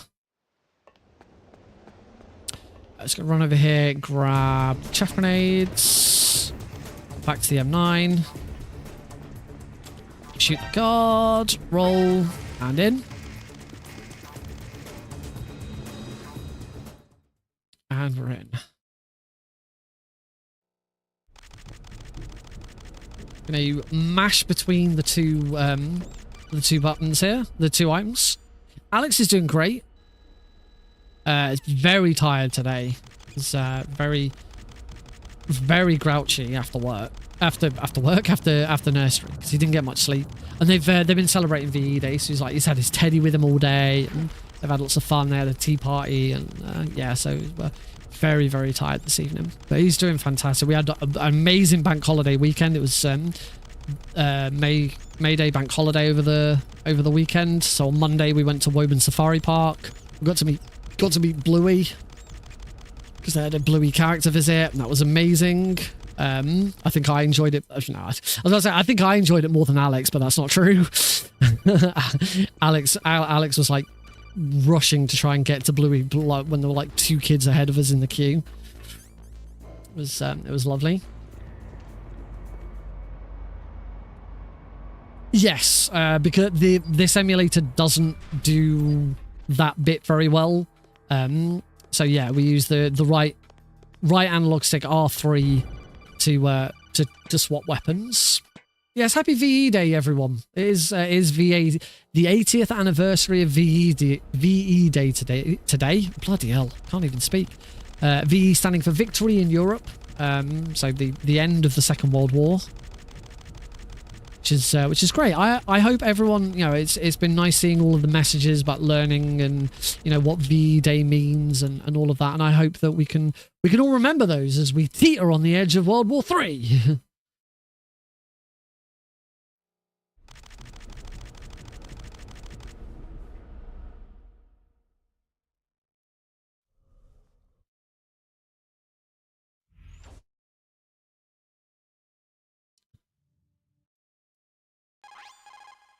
All right, the next time save, the second Prozac skip is here. So we're gonna go up against the door, turn, and we skip all of the waiting for Meryl and all of that animation and stuff. I'm gonna need someone to. There we go. That's What are you waiting for? that's the advantage of the Japanese. I shouldn't have gone and opened that locker. That was actually a slowdown.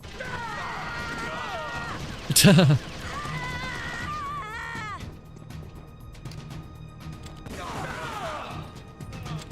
there you go. This is why the Japanese version is quicker, because we can very, very easily shoot these guards.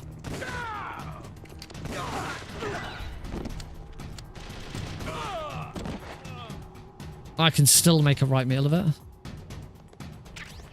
don't know why I picked that up. That's better. Shoot 2 more guards. The other nice thing about the Japanese version with this is guards die quicker if you shoot them in the body, or if the final blow is a body shot, they die quicker. If you shoot them in the head, it's a longer death animation, and the next guards only come in when the death animation has concluded and the death has been recognized. There's actually a really useful use of that in Metal Gear Solid 2. If you're playing on European Extreme in Metal Gear Solid 2 and going for big boss rank, so 0 kills, you can kill the final 3 guards. I think it's the final 3. It might just be the final 2. I don't know. You can kill the final 3. I'm going to just say final 3. The final 3 guards in the tanker's guard rush, because the death animation takes so long, the cutscene transitions and the moves away from gameplay before the deaths are recognized is the final 3 guards. So yeah, you can kill those guards and still get big boss rank because they take so long to die that the game has already transitioned and doesn't register them. Hey, Pazzo. Hey, Pazzo got a gift sub from Nitrous. We had an amazing time of like 15 minutes of gift subs just flying everywhere. How are we doing? I lost a little bit of time there. That Ocelot fight was awful, quite frankly. Oh, I've done this again. 140.15. There we are. That's better. Are there any guards like an MGS2 where since they don't respawn, you can kill the heck out of them and it doesn't count? No,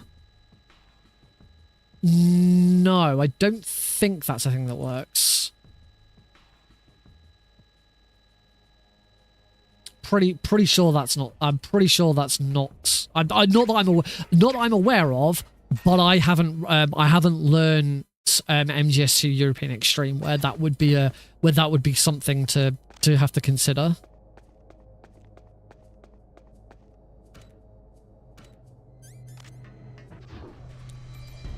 And whilst I have run Extreme on Twin Snakes, I haven't really... I started learning Big Boss once, but it's a very, very tricky run.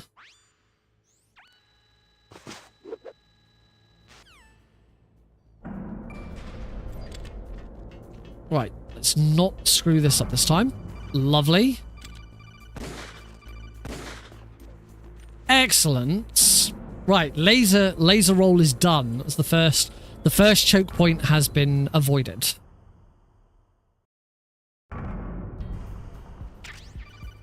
Yeah, that's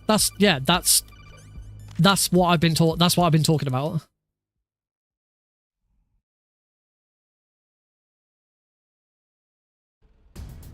Have I considered running J Cocoon whilst being inside a cocoon? I haven't. That's already... I should get like a load of blankets and build my own little cocoon. That'd be so cozy. Oh. Getting a little trigger happy there, but as long as it gets the fight done. Oh. Oh, oh, phew. I was quite far away there. I was worried that I wasn't going to hit that, but I did. Beautiful tank fight. Or being inside a Jane.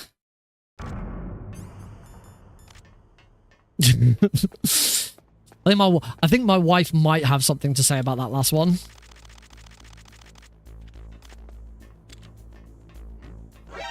Who is that? Maybe it's just in this room where, like, shooting doesn't want to work. It's for speed. If it's for speedrunning, it's for a good cause. It is going to be for. It is going to be for charity. That J Cocoon run is going to be for charity. So.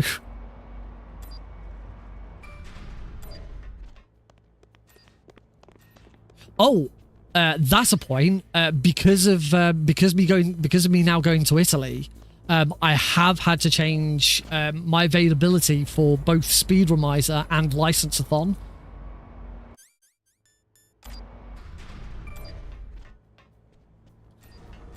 Yes. I did a big announcement before about 5 minutes before the start of this run. I've been accepted onto a work program. So I'm going to Bari, not Bali, not Bari, Bali. No, it is Bari, not Bali. Ah. God.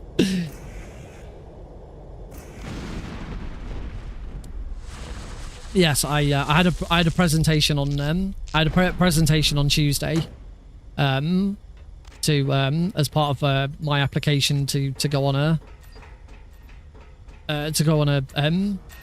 a future leaders program done by our international division, and I got accepted, so I'm going to Italy at the end of June.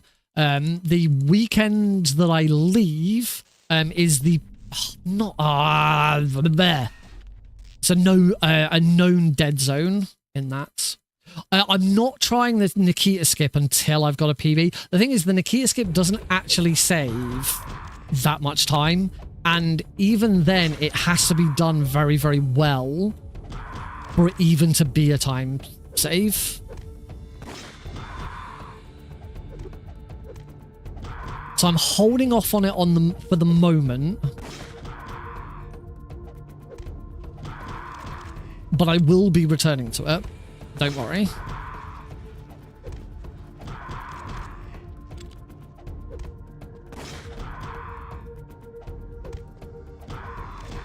Oh, that was alright. Oh, that wasn't as good as roll. Even more. There's even more Italy. Thankfully, the course is being run in English, so I certainly don't have to worry about needing to know Italian, but obviously I will try and learn a little bit of Italian. Whenever I go abroad, I always try and learn a little bit of the language, even if it's just learning to say please and thank you. It was something that my parents always drilled into me and my brother wherever we went. Though, to be honest, we never went to France, so I only needed to learn, s'il vous plaît and merci. But I learned a lot more French because I did study French at GCSE for 2 years. And I've forgotten most of it because I don't use it.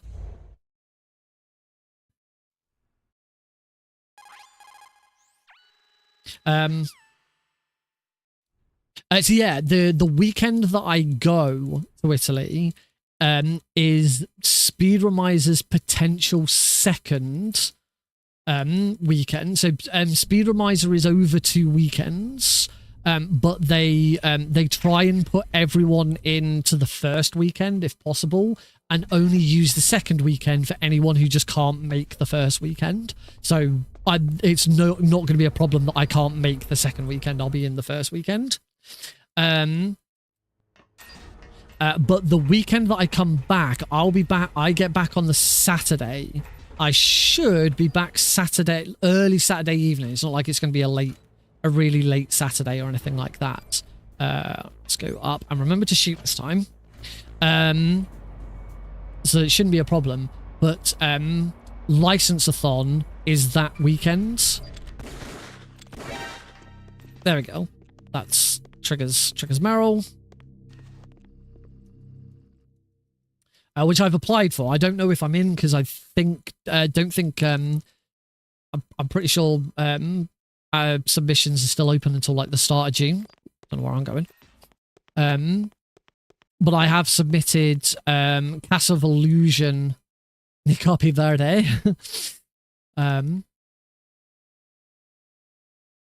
I've been to Edinburgh. I've been to Edinburgh twice. Yes, I've been to Edinburgh twice. I've been to Edinburgh twice. I've been to Glasgow once.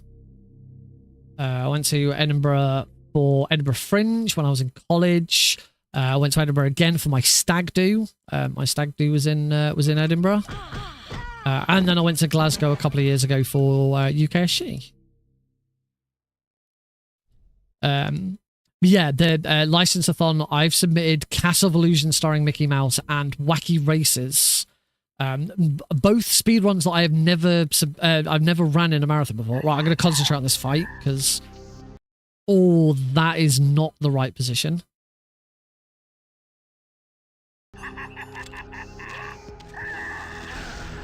I tried to...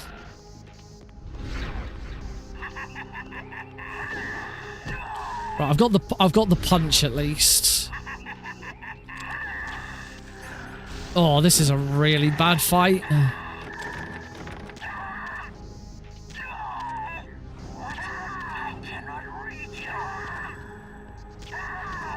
Okay, well, I am on track in the fight. It's just a very slow start. We get any Italy only fans updates? Here are my feet in Italy. Oh, sorry, I just bashed my microphone as I moved my hand away from scratching my nose. And blow your brains out. Poor Psychomantis' legs. Yeah, we should be looking at his feet, shouldn't we? Can it be? No.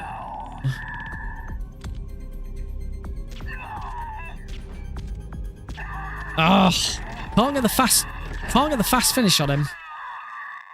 Yeah, lost a little bit of time. We're still a minute and a bit ahead.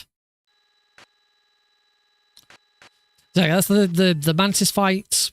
For those who don't know, Mantis takes headshot damage or crit damage when you shoot him in his right leg for reasons nobody knows.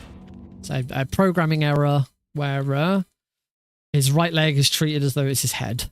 And it's much easier to shoot him in the right leg than it is to shoot him in the head.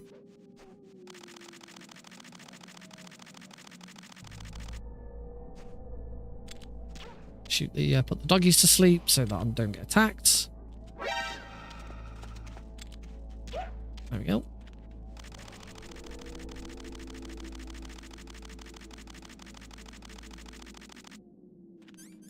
Want a sheep Merrill here. There we go. Shooting Merrill there prevents her from interrupting and being like, Snake, I thought you were good with dogs. I did get a picture with Bluey. There is a picture of me with Bluey on Blue Sky. It seemed appropriate to post a picture of me and Bluey on Blue Sky.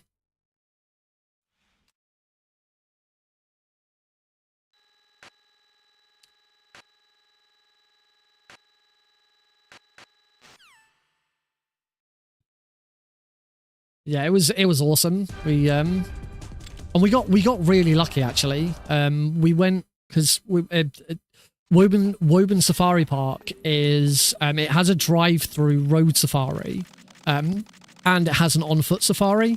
And what most people tend to do, and what we were noticing as we went in, was that most people seem to go in, and certainly the first time me and Heidi went, because me and Heidi went a couple of years ago on our own.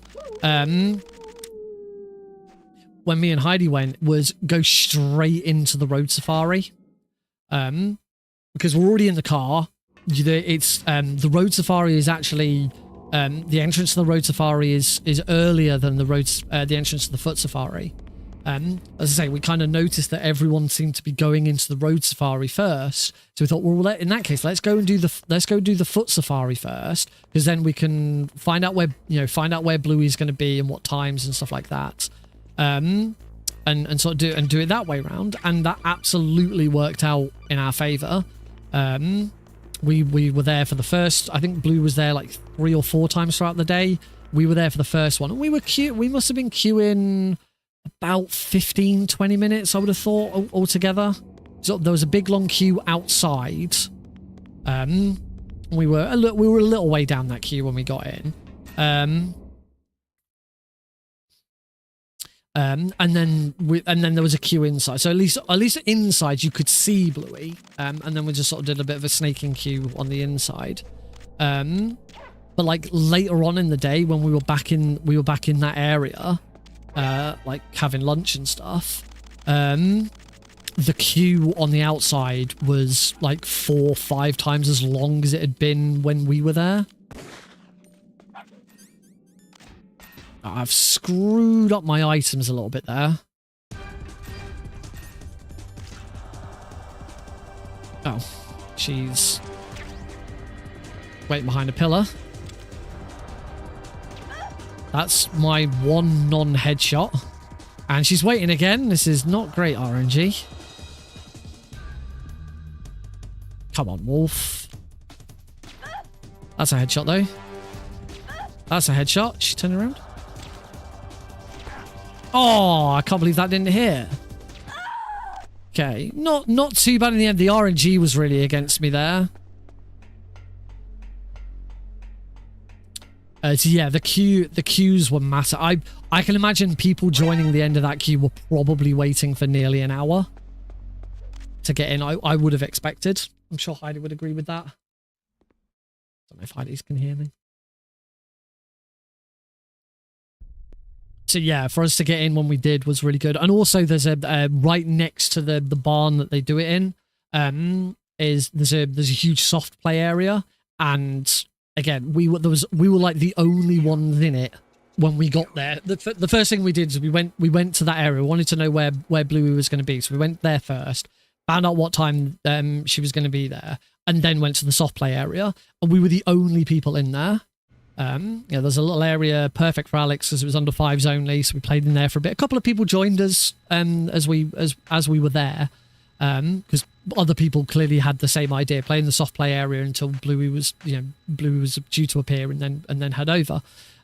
So we had that place to ourselves for a good sort of 15-20 minutes, and then there was only a couple of other people. But again, when we went back to that area in the afternoon, we actually went back in because there's a cafe right next to it, and the whole thing was just packed. People were queuing up just to get into the soft area. We didn't get anything from the cafe because it was absolutely heaving. It was awful. On the flip side, it probably took us longer to get through the road safari than it would have done if we'd got in straight away. But we definitely won out with the decision that we made. So that was really good. We got really lucky. So yeah, my advice, if anyone ever wants to go to Woburn Safari Park, my suggestion to you would be go and do the foot safari first and do the road safari last. Because most people will do the road safari first, and if you do the foot safari first, it'll be nice and quiet. Hey, shut up in there, will ya? Shut up in there, will ya? Particularly if you've got young kids, go straight to the soft play area.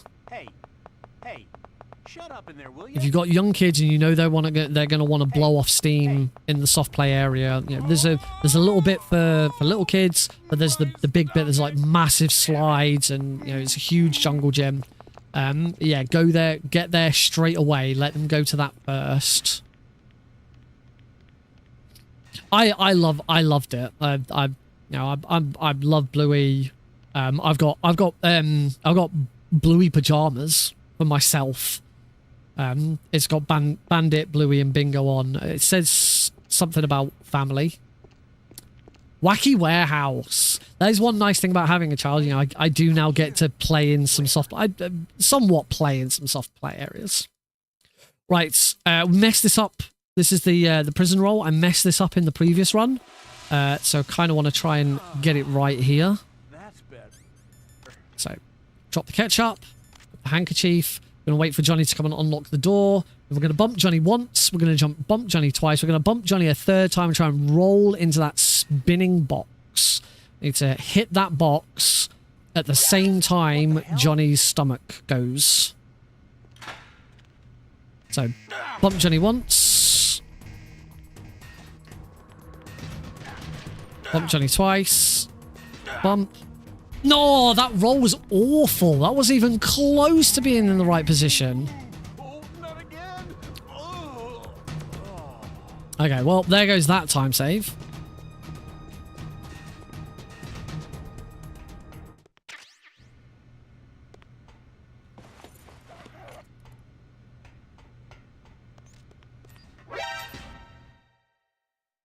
Ugh.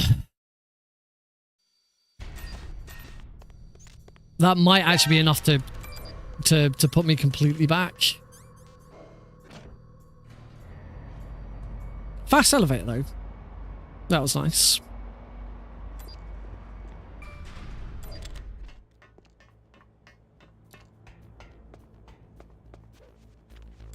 Don't have to worry about the lasers there. The lasers are gone now. It's only the first time through you have to worry about lasers.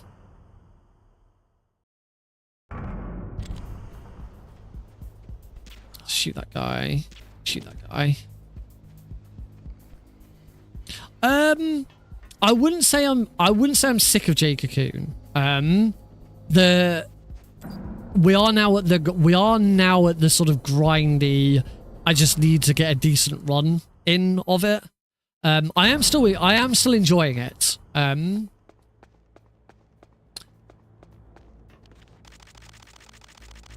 But I am kind of getting to the point where I'm like, what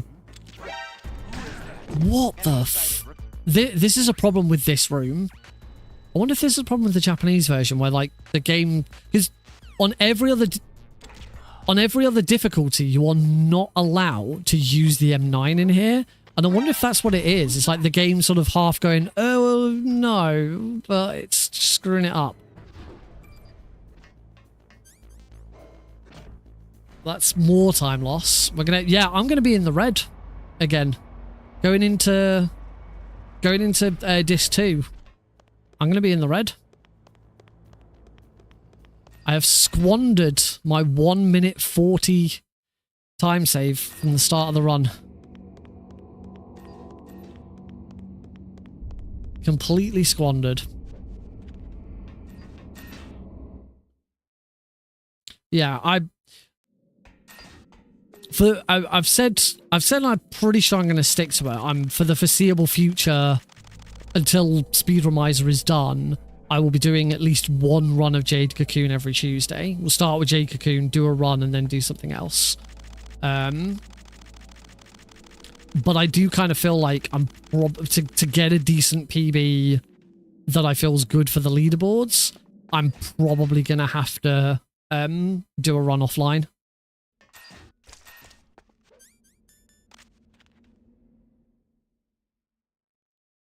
Also, I swapped to the wrong grenade there. I was supposed to swap to stun grenades, not chaff grenades. So now I'm gonna have to swap back to the M9 and then swap to the. Probably. I can't see me wanting to do JQ. The only thing that I'd be tempted with if I felt like I got a good enough grasp on it, there isn't a good up-to-date speedrun guide video tutorial video for it. There's the tutorial video that I learnt from was 9 years old, and the written guide, which is kind of you still have to use the video, and then the written guide's kind of like an amendment afterwards. I do enjoy making speedrun tutorials because they're, when you stream a tutorial, it's really easy. It's a lot more difficult to do a proper scripted, edited video. That takes a lot of time. It is very niche, and that's the other thing. I wouldn't want to spend loads of time doing a tutorial, like a proper edited tutorial for something that's that is that niche. Because it's just not really gonna get into anyone's hands.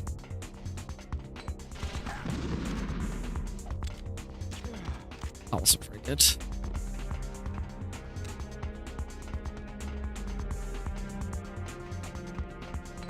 So I have started a few tutorials in that style, but I've never got round to finishing them. Like, All Keratons has had like a script written for probably a year at this point. I would think I probably started that script. It's had a very easy and a European extreme script ready for ages, but it's just getting around. It's having the time to edit it and put it all together. Particularly with what I'm doing with Speedrun Tours UK, just takes up all of my extra time. One of my New Year's resolutions was to do more video editing. I just don't have the time, particularly if stuff with you know, all of this stuff with work as well is going to take more time out of me. I'm just enjoying doing that stuff so much that I don't want to, I've only had 2 sessions so far with Oblivion Remastered because I do spend more of my time doing those. I also for video editing, I need to learn. It needs to be a relearn.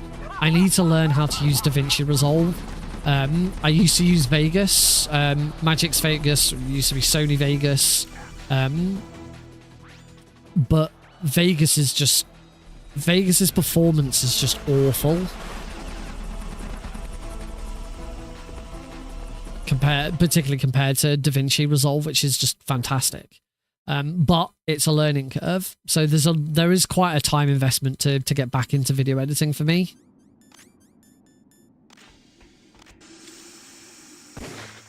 Gotcha, one shot. Stun them too.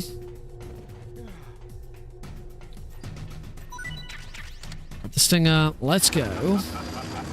21 to, okay, that was a big time save.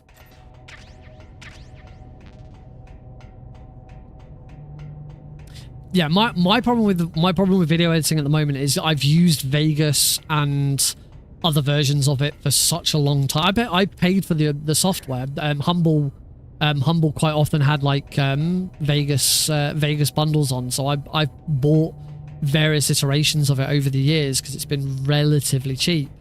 But it just, I like the first time I used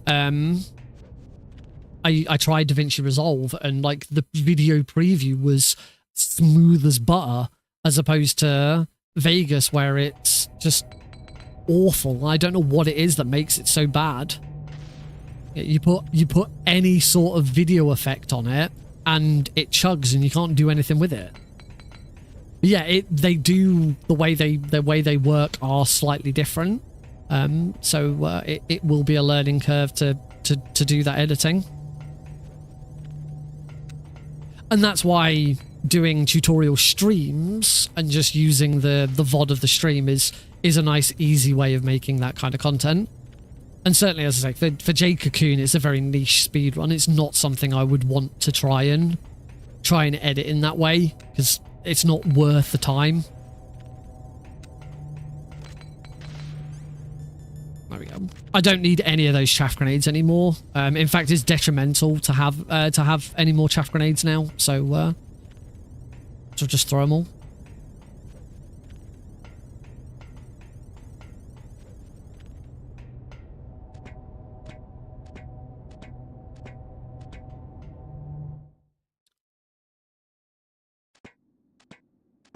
See, I've never used After Effects or Premiere. I've never had access to any of those. I know my way enough around Photoshop, for example, but that's kind of it for Adobe.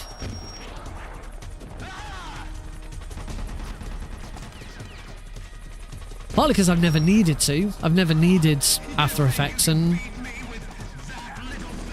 stuff like that.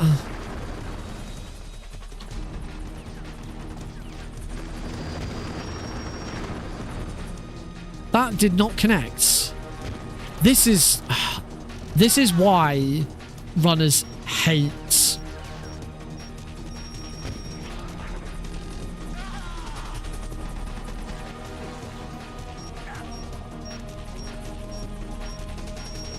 This is why runners hate this fight.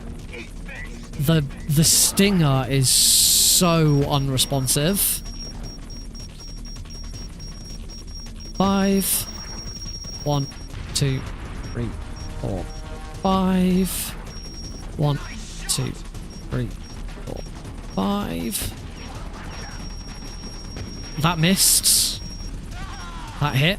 He's going down.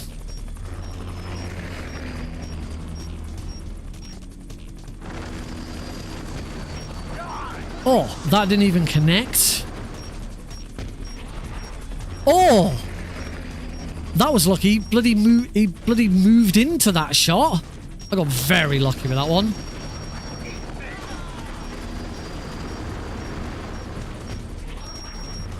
I didn't hit that one. I was going to have to go down. Pressure's on to get this one now. Nope. It's going to be another dive. It's another time loss. It's a shame. I just need to hit one extra shot. So the thing about my PB was very, very good hind fight. You already see that I'm 20 seconds behind. Where'd you go? And there we are, into the red. 3 seconds behind, coming out of Hindy. Such an RNG heavy fight. One day someone will find a skip. And it'll be glorious. I have a notification on Discord. I can check it. Oh, it's Preventathon. Probably something staff related for Preventathon. Oh yeah, and on top of everything else that I'm doing, I'm also on staff for Preventathon, which is getting close to a schedule reveal. Oh yeah, I've submitted to Preventathon as well. Submit to Preventathon. Oh, submit Klonoa. No. That was faster. It's just risky.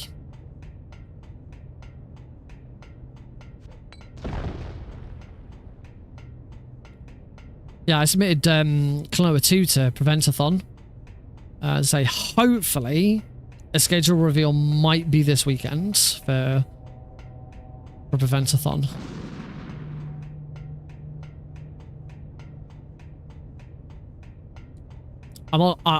Whilst I'm on staff, that is me speculating. That is not me saying there definitely will be. All I know, that is as much as I know. Oh, shit. That is as much as I know from a staff perspective. It might be this weekend. The schedule reveal.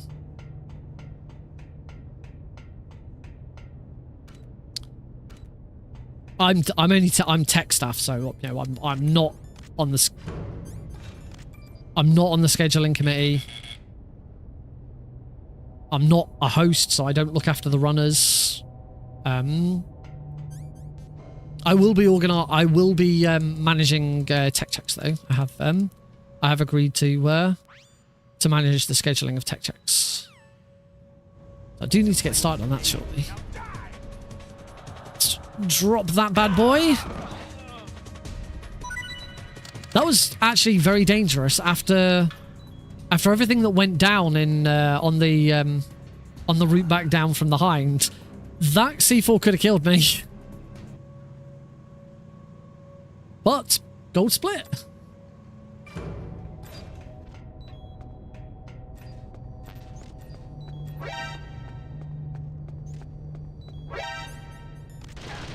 I'm gonna equip my rations, I think.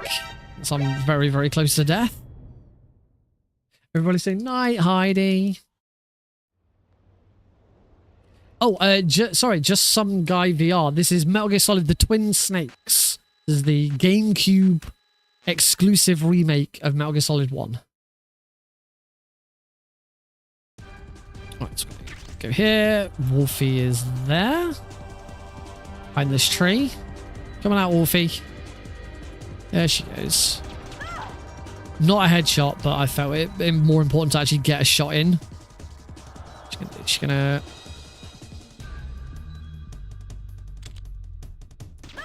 That was a headshot, so that's good. There's another headshot. Oh, she's hiding again. Another headshot. Oh, well. RNG not on my side for this one. It's being very mean.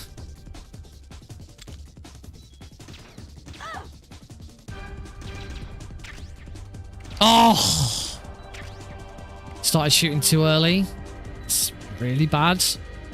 This is such terrible RNG. 35 seconds behind.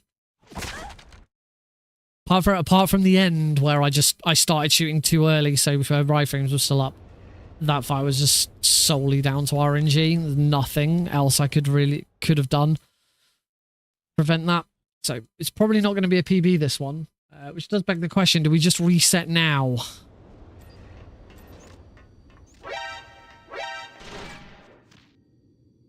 "35 seconds behind," which there's not really time to fix that.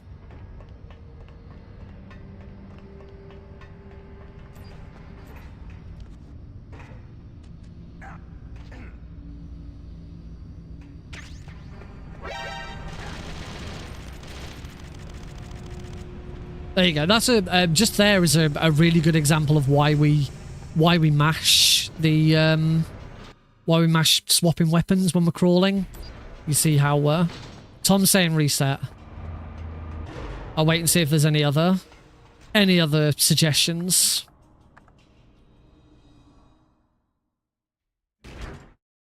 Right, here we don't go for headshots. We just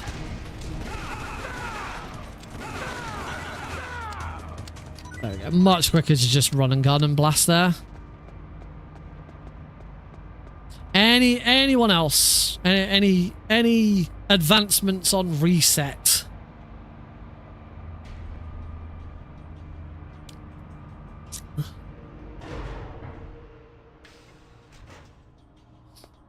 Have we all gone shy? We're also tired after seeing Klonoa pop up 23 times.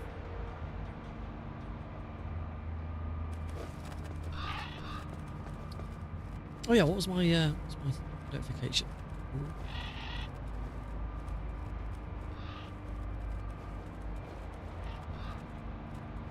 Oh, stuff's online now. Hey, Irish Wolf TV. Trying to decide whether to reset this run or not. I'm 32 seconds behind, and there isn't really an opportunity to fix it now. After being 1 minute 40 ahead. Wolf 2 was awful. I got really bad RNG. There was only really one moment where I could have improved it. I shot a little too early. So she still had her iframes up.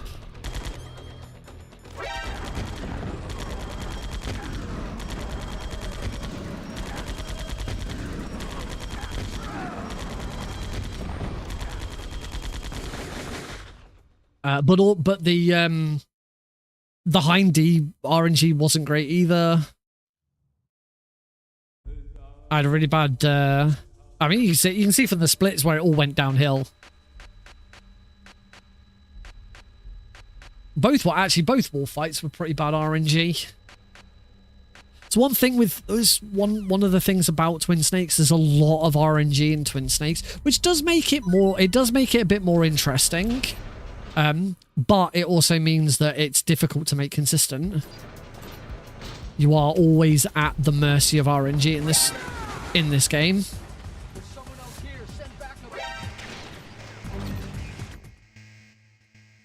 Whereas in Metal Gear Solid 1, for example, particularly in any percent, the RNG is incredibly low. In fact, the RNG in Metal Gear Solid 1 at any percent comes down to 2 moments. Which is the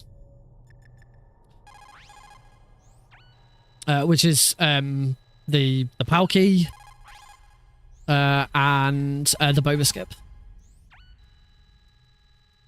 On console and emulator runs, any percent is a bit more interesting because there are some more like skilled moments. So like the weapon skip, the weapon glitches are really important. And there's some other stuff that's really important. PC version of Metal Gear Solid 1, the original PC version of Metal Gear Solid 1 is just a really dumb run. It's really fast. Apart from those 2 RNG moments, there's nothing else in it. It's liquid. The only real skilled bit is liquid. All bosses makes it a lot more interesting. It's just, as I say, it's just really fast and there's nothing to it. Particularly now with the change where you use the like minimal install.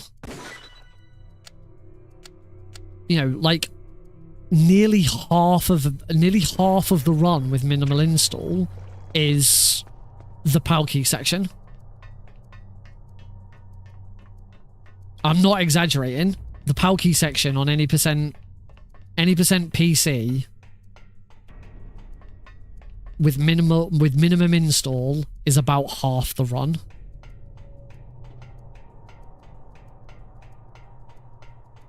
And it's fucking boring. It's so boring. I do not know how I used to only do that run. But partly that was before minimum install came in.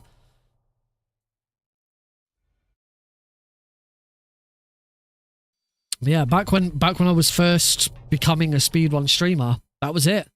All I did was MGS1 any percent. That was every Tuesday, every Thursday for several months. So minimum install is a relatively new, I think it was found about 6 months ago, or something like that. Basically, when the game originally released, the retail edition, I've got a copy myself. The original version was released, and this is it's something that harks back to old PC games. You had the option of doing what's called a minimum install. And what a minimum install would do would be it would only install the absolute bare minimum files so that the game would run. Because the game came from a CD, what you would be forced to do is, if you had minimum install, you would have to have the CD, so that the game can then, any of the files that it hasn't installed that it then needs, it reads from the CD. As far as MGS1 is concerned, this mainly involves dialogue.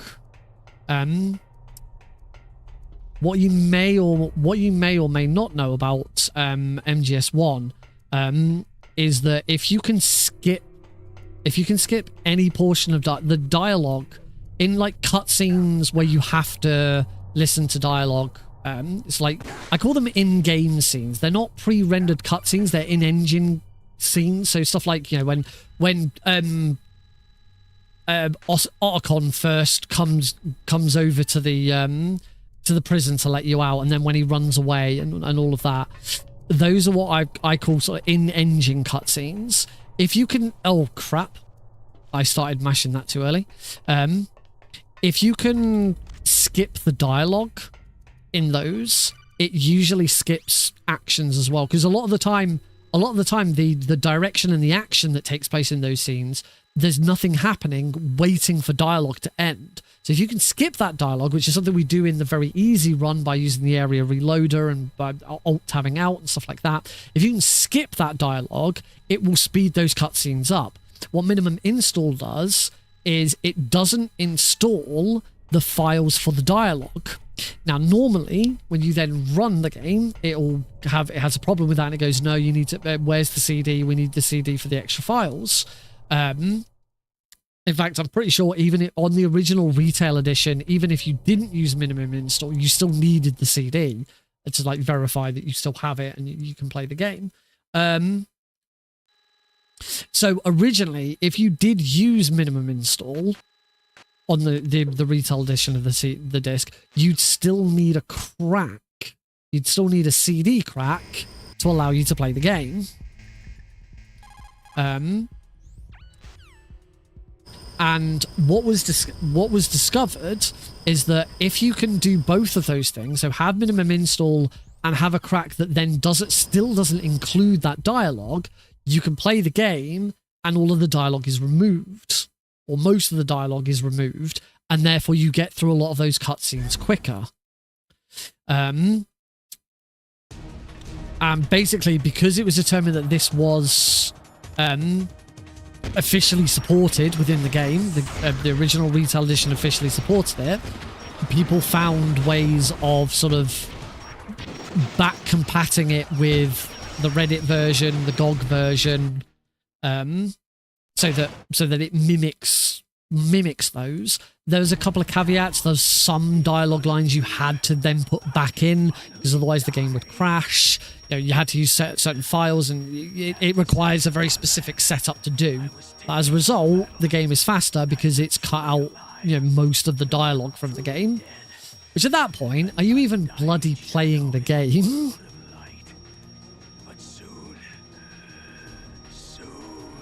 I can't remember what the time save was, and I don't know because I haven't gone back and done it myself. When I heard about it, I was just like, this sounds like the dumbest, most annoying thing that makes a run. Hello.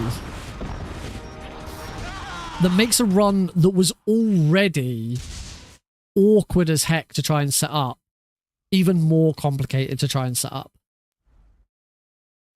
And also, I don't necessarily agree that it should have been allowed because it requires even the original, like the reason why it's allowed for speedrunning is because it was determined that because you could do minimal install with the original retail release, it should be allowed. But if you do that, you still need a crack to make it work. You still have to mod the game to make it work, otherwise the game crashes. And to me, that's just like, no, that shouldn't be allowed. But oh, cool. Oh, I'm glad you've enjoyed them. Right, no lottery roll today, unfortunately. We can go into just punching liquid out.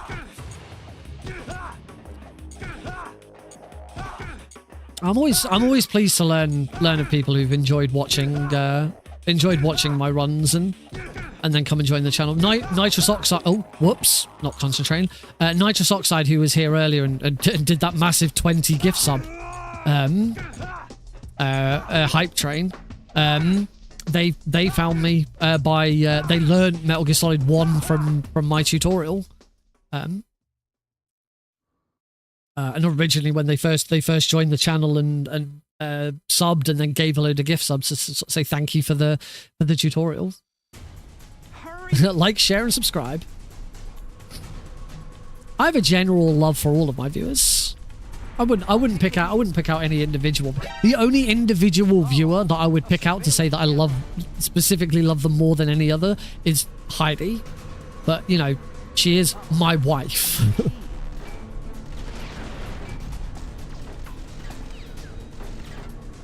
I do have a bunch of VIPs as well. No, I'm not. That's not me. No, don't. Oh, off we go. That was not me trying to get anyone to sub. I'll never put pressure on anyone. Yeah, it's always great. It's always lovely to receive the support, but I'd never want to pressure anyone into it. I've never done a subathon, for example, because I don't like the idea of like pressure. It's not necessarily pressuring people into subbing with a subathon, but it's kind of this, if you sub more, if people give me money, then I'll stream longer. I don't know, it just doesn't work for me. I don't necessarily think it's a bad idea, and certainly if you've got the community behind it, and you can do it, but I just don't see it ever working for me. The only time I'll ever try and sort of pressure people into donating is if I'm doing a charity stream. Like when I did my Metal Gear Solid's my Master Collection Pentology stream, I did set some goals that said, you know, if we hit this donation amount before the stream starts, instead of it being a 5-hour stream, we'll make it a 12-hour stream. And then I said, if we reach our, you know, if we reach £1,000 before the end of the stream, we'll then go on for an extra 12 hours. That's the only time I've ever added more time, depending on that. But I say that's a bit different because that's not subbing. That's donating money to charity.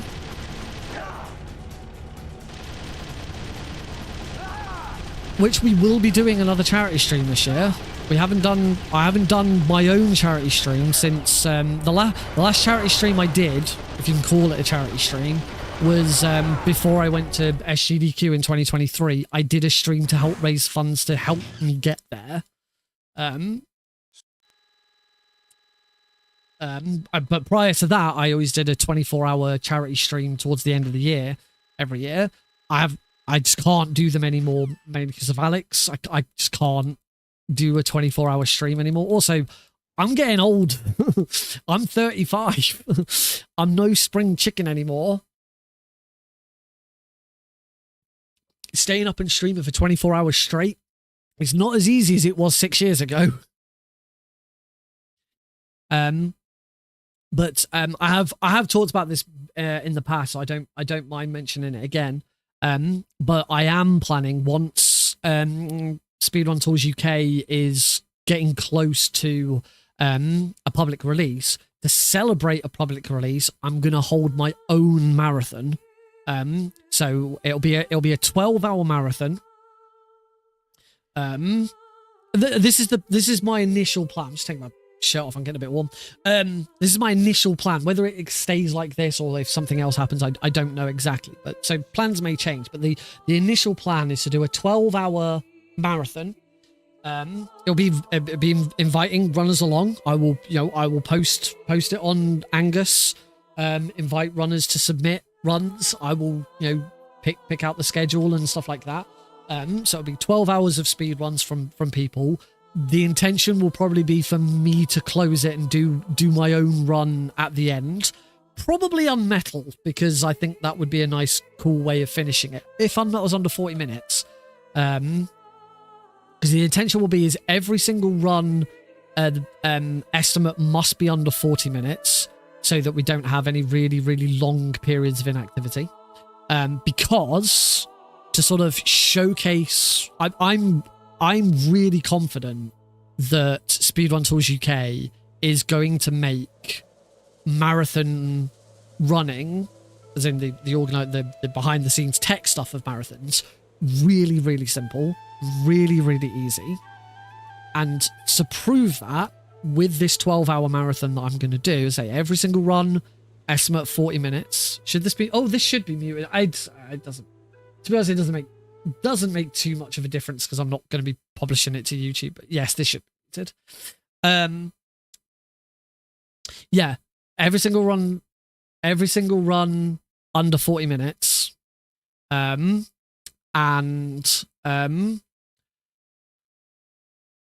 I will be the only person behind the scenes. So I will do all of the hosting. I will do all of the tech. I will do the tech setup and the tech changeovers. I will do the schedule. I will do the schedule reveal, everything. It will be me and the runners and commentators, but runners will be allowed to bring commentators along as well. But I will be the only host. There won't be hosts for every run. I will be the only host. I will be the only tech. I will be the only social media, because I'm not going to worry too much about social media. I'll try and do it. But it's not going to be a priority.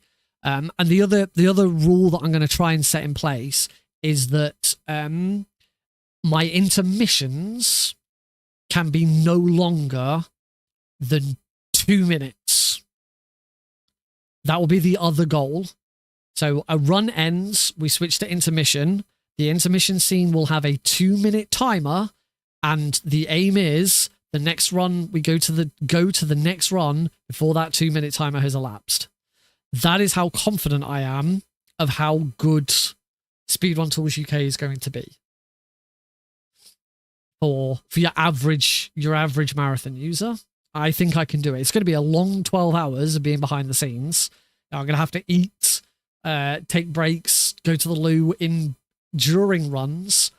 But that's why the intention will be to have the run estimates be 40 minutes max, so that we then, because one thing I could do is have someone come in doing a 3-hour run, take up a quarter of the 12 hours, and for 3 hours I get to sit back and do nothing. No.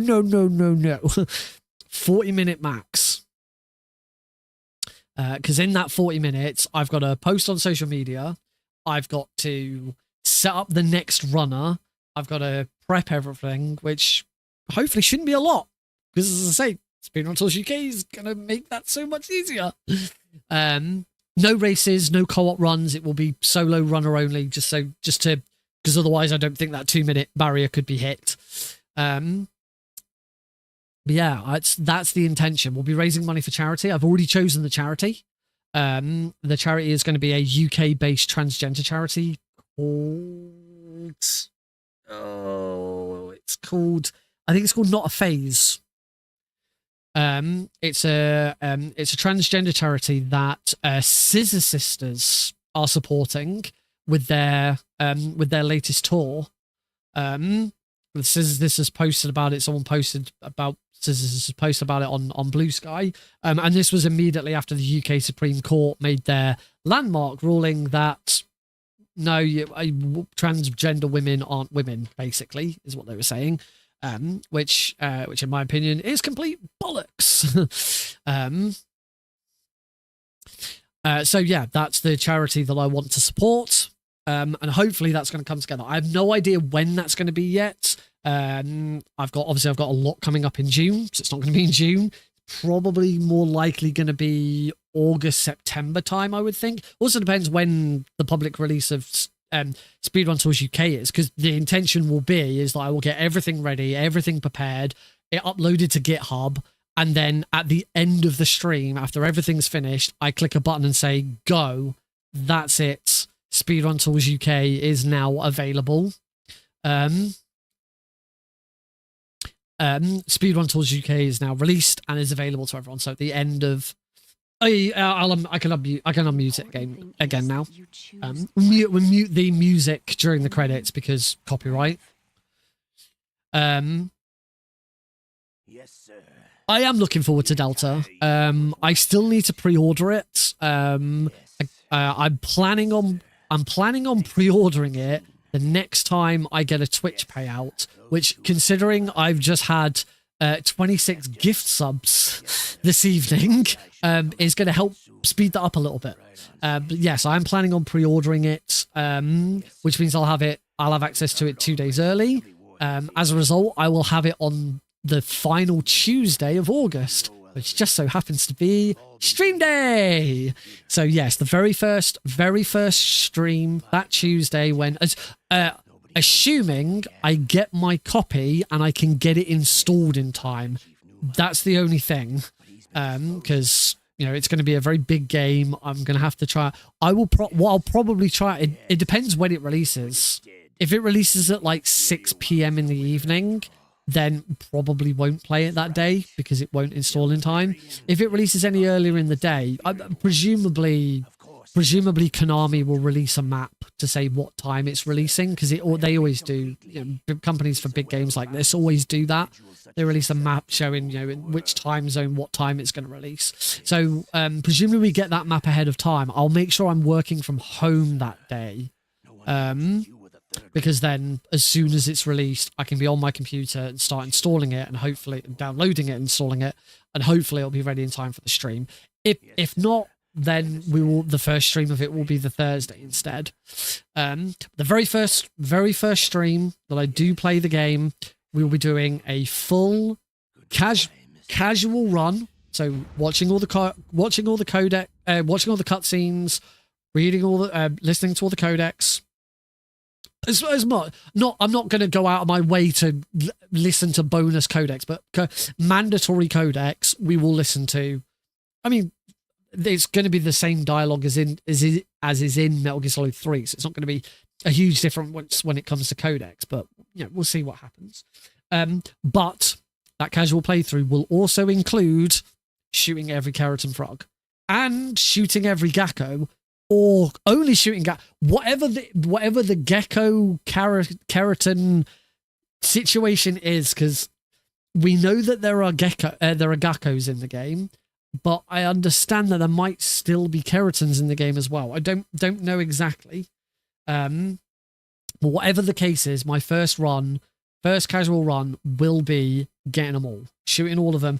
I'll probably play the game on like normal difficulty. I don't know what they're going to do with difficulties. They might change the difficulty set. I imagine they might cut the difficulties down for Delta, and it might be like, instead of it being we've got very easy, normal, hard, extreme, European extreme. It's 5 difficulties on MGS3. I wonder if they'll cut it down to 3 or maybe 4.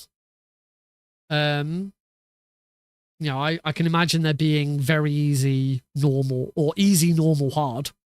But I imagine they call it easy, normal, extreme. They wouldn't. They're not going to call it European extreme, because there isn't going to be a separate European version. But I mean, if you look at Phantom Pain didn't have any difficulty levels across the whole game. The individual missions had different difficulties. You couldn't toggle the difficulties for those missions. Each mission had its own difficulty rating. So, as you went back and did some of the non-mandatory ones later in the game, they were much harder. They had hard difficulty and stuff like that. At Ground Zeroes, every single mission had a normal and a hard. So there is kind of a precedent that says they don't go in for lots of complicated difficulties. MGS4 did, and they were even dumber, because it was like, what was it? It was like liquid easy, solid normal, naked normal, and then the boss extreme. Why there were 2 normals, I'll never understand. But yeah, I do get the feeling that Delta will probably only have 3 difficulties, I would think. I think it'll have easy, normal, and extreme. Maybe 4, maybe very easy, or maybe easy, normal, hard, and extreme. I don't know.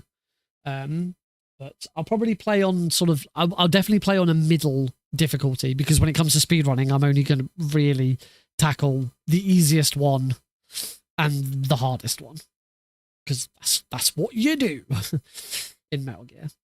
Right, we do have time for one more run, so we're going to do one more run.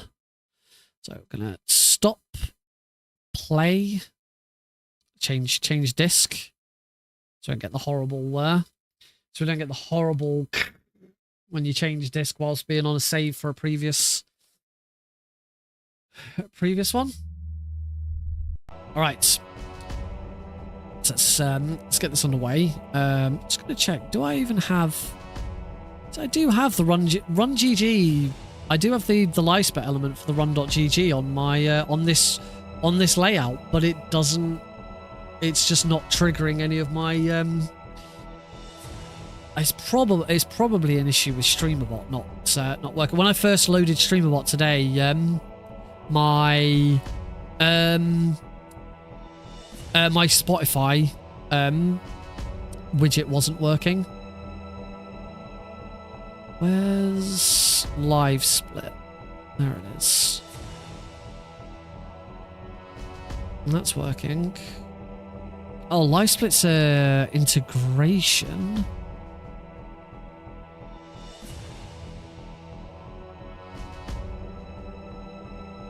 Pretty sure live split is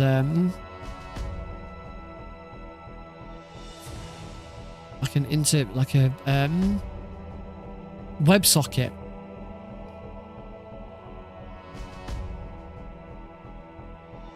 Which I'm connected to it. So I don't know why it's not working. But anyway, let's go. Got just about enough time. But if this dies, then that's it. It's going to be the end. I'm not going to be restarting again. So here we go. In 3, 2, 1, start. Yep, no snake coming up going start.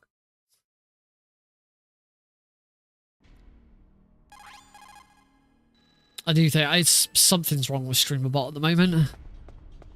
StreamerBot is due a new version coming out soon. There is one available for like Patreons, or patrons, which is probably the correct term. I did choose easy. That's because this is the Japanese version of the game.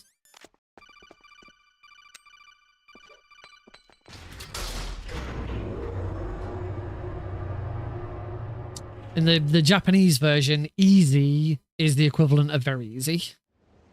So don't worry, I am on the correct difficulty.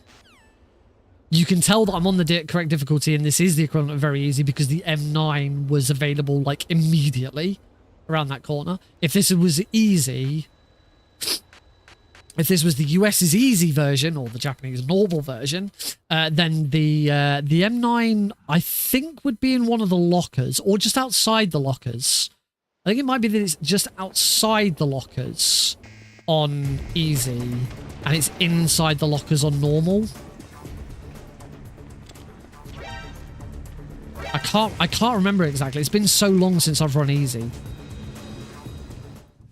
The most experience I have in this game is with very easy and normal. I've got a little bit of experience with hards, a little bit of experience with extreme. I think I may have run easy like twice just to get on the leaderboard, and that's about it.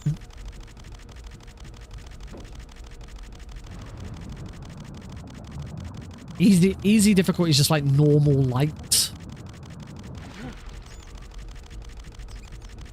And I do genuinely believe that anyone picking up this game for the first time now, this speedrun for the first time, should be learning on normal. Normal should be the default, not very easy.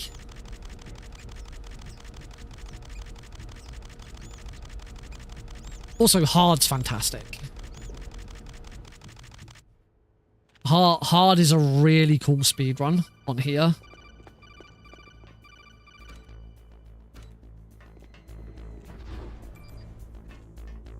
Hard is Snake goes apeshit and kills everyone.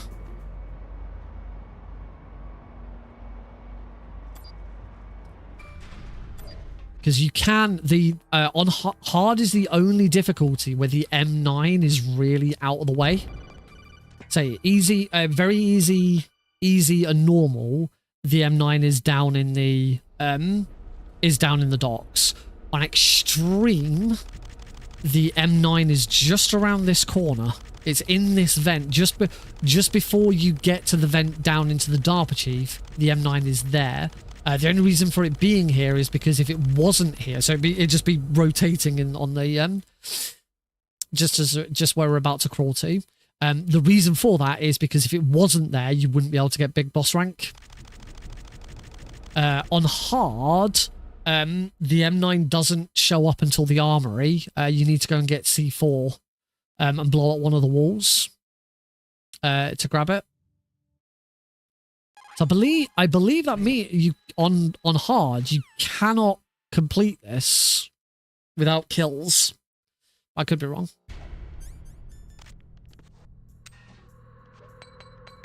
There we go. We'll do our Prozac skip. 1 minute 42 ahead. After that one, that's how much time I'm throwing away with these runs.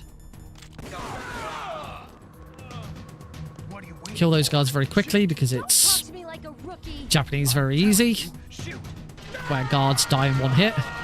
Need to kind of hope that I get some ammo from some of these guards. Really hoping that one of these drops some ammo. Lovely.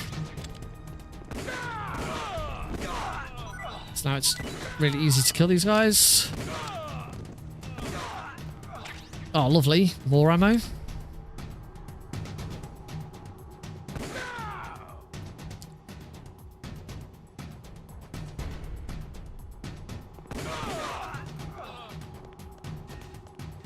Wonderful. That was a really nice car. I don't know why that's suggesting that was 1 minute too behind my best. My splits are screwed up a lot in this run. But that was a really nice guard rush.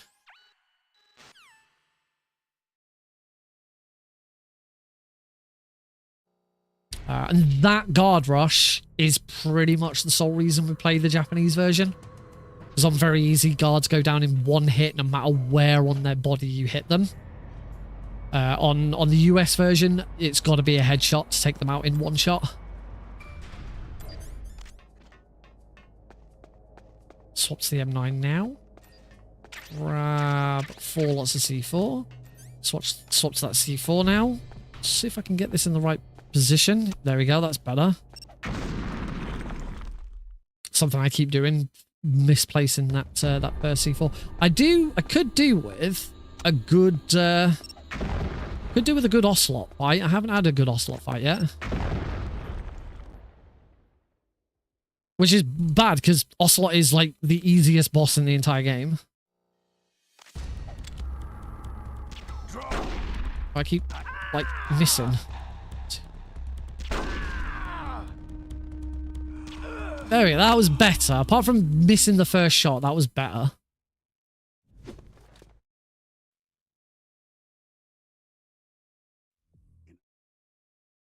There we go. Between guard encounter and revolver Ocelot, I've already lost 5 seconds. It's quite long.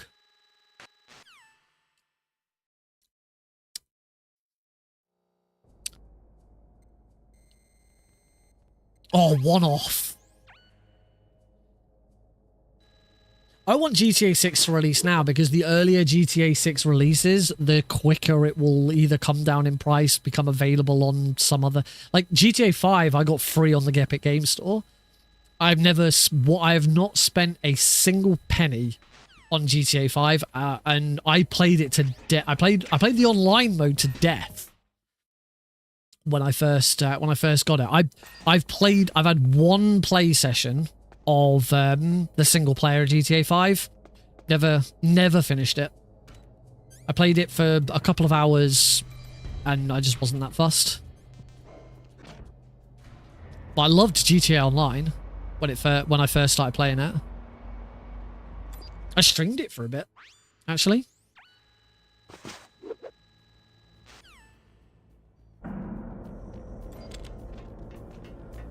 Oh, worried about that. Oh, I was very worried about that roll. Vice City is my favorite, but the order would be Vice City, San Andreas 3.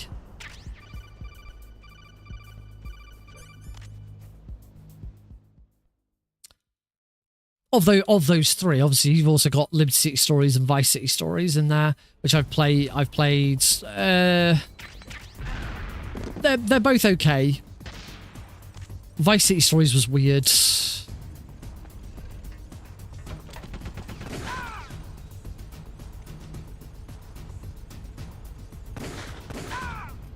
Don't go down, don't go down. It's a little slow on one of those hits. Most important shot. Got him, lovely.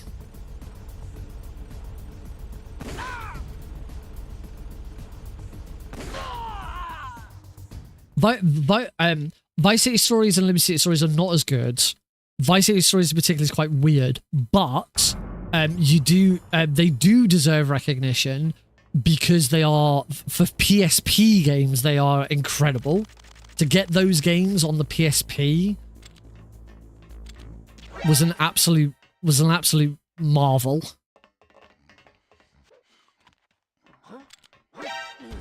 And both of them play absolutely fantastically on the Vita. I have also played Chinatown Wars, which is very good.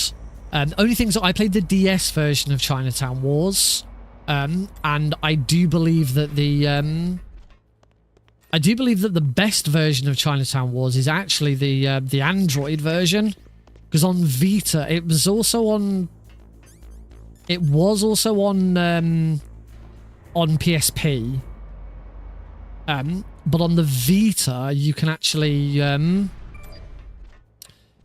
there is the Android version has been fan ported to the Vita, and I believe that's the best way of playing Chinatown Wars.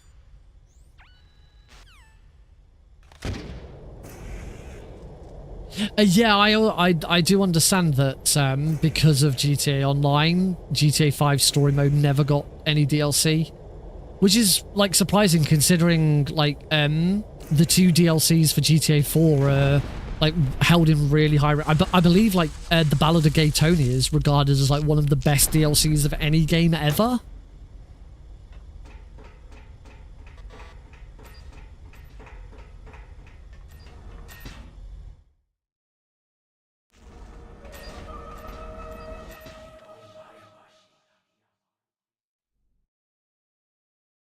So I've also I've never really played. Again, I think I had 1, maybe 2 sessions with GTA 4.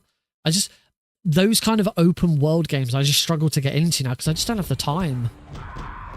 Oh, that was not a Nikita kick. Got that now? That was a Nikita kick. That was a Nikita kick.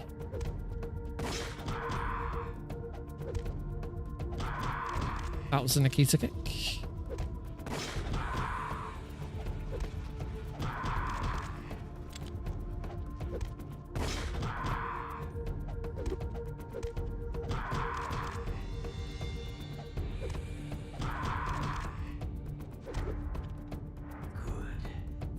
Yeah, I just struggle getting into new big open world games because I just don't have the time.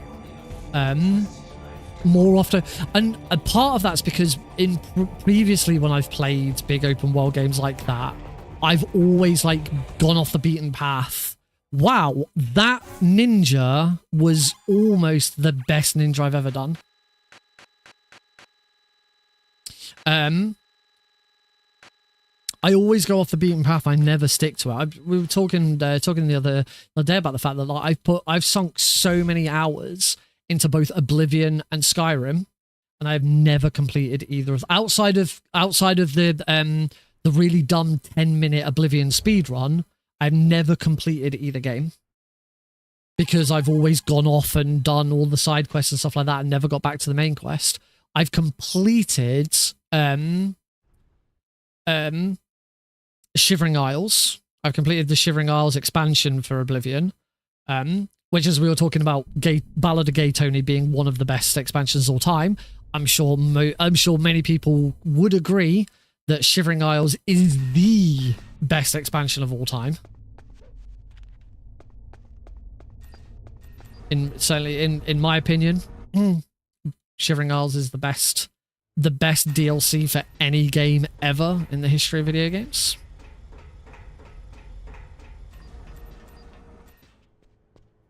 So yeah, never completed GTA 4, 5. Interestingly, I have never completed GTA 3. I have got to the final mission of GTA 3 on my PS2, and I never completed it. Oops, that's a slight time loss. Because on PS2 the controls were really awkward, and I just couldn't beat it. I've completed Vice City. Obviously, I've speedrun Vice City, but I have completed Vice City casually several times. I think I've completed San Andreas casually twice. I've started it like 4 or 5 times, but I've completed it twice. As that, I've got to the final mission and I've played, but I couldn't finish the final mission as a kid. I just couldn't on the PS2 with the PS2 controls. I just couldn't beat GTA 3's final mission. I just died every time, so I never finished it. But I have beaten Vice City and GTA San Andreas multiple times. I've beaten Liberty City Stories twice.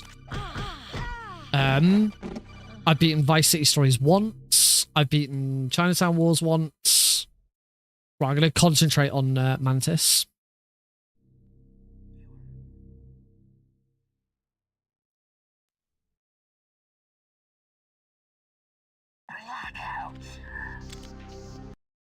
That looks about right. No. Punch.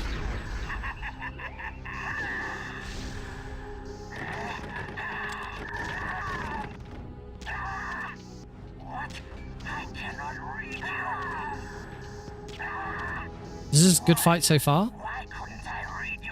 I've played a very small amount of the PS1 version of GTA 1. I played a little bit of the Game Boy Color version of GTA 1 because I used to own it. I can't find it. I can't find my copy anywhere. I've never played London. I've never played 2.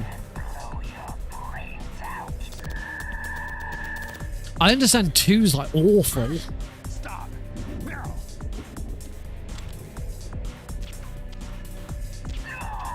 No, not Advance. Grand Theft Auto 1 for the Game Boy Color. I think I used to do better here by shooting him in the head. That was okay. Not too bad. Mantis fight. A little bit of a mess getting that headshot whilst Meryl was trying to shoot herself. But we finished Psycho Mantis a minute and a half ahead. This is better. But no, I've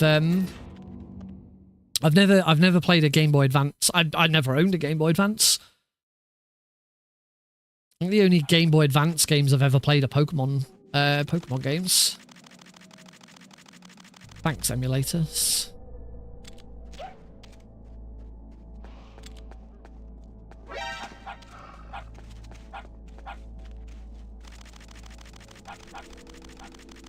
A bit lucky there.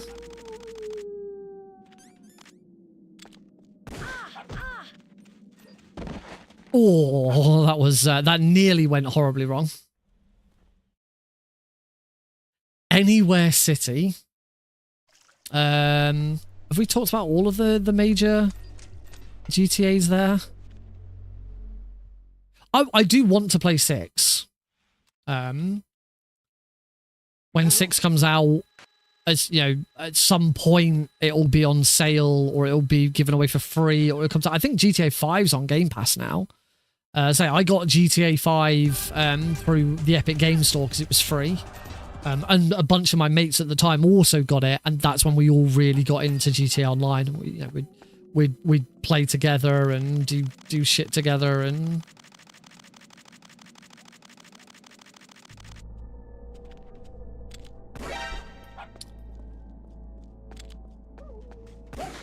Am I right in thinking both Lost and Damned and Ballad of Gay Tony were released as standalones as well? I think I probably own them. I do probably own both of them.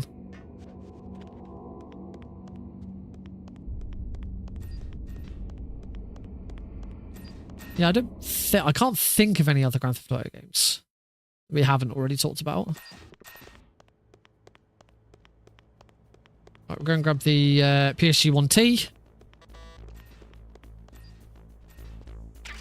Gots. They were Xbox. Oh, I didn't know they were Xbox. Oh, wow. Oh, yeah. There's a bit of news that we haven't talked about. You hear about the latest Xbox bit of news? Like, we knew this kind of thing was coming because Xbox have been talking about like working with other platforms and stuff for ages anyway. But the news over the last few days was that the original Gears of War is getting a remaster or a remake or something, because Gears of War 1 has already been remastered once. It was like the Gears of War Ultimate Edition or something. So I don't know quite what's different about this one. Except for the fact that with this one, it is coming to PS5 for the first time ever.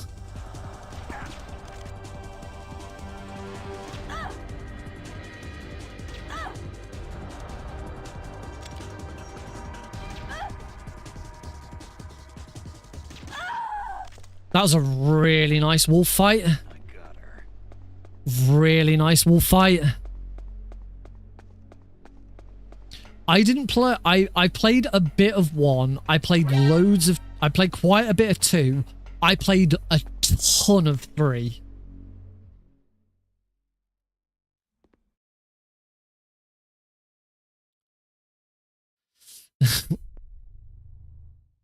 That would be Dom saying, "Where's my wife?" I played a ton of 3. I played a little bit of 4, and I played a little bit of Judgment. Judgment, the sort of 3.5. I think it was called Gears of War Judgment. But yeah, I played tons of 3. I played tons of 3 back when I was a console player. When I first started uni, for my first couple of years of uni, my primary way of playing video games was on this Xbox 360. Actually. Oh no, that is true. This Xbox 360 was the main way I played video games at uni. Just before I started uni, it was my PS3, which is here. And I think that's just outside of camera shot. Yeah, before I started uni, I played on PS3. When I then started uni, I played on Xbox 360, and I bought my first gaming PC in my 3rd year of university. Hey, shut up in there, will ya? Hey, And that's when I then transitioned to being a PC gamer. hey, hey,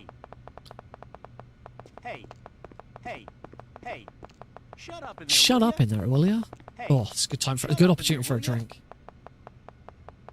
Hey, shut up in there, will ya? Hey, shut up in there, will ya? Hey, hey. But yeah, kind of. I'm not going to down it. I'm going to be able to enjoy it. Shut up in there, will ya? Yeah, as I say, it's kind of crazy that Gears of War is coming to PS5.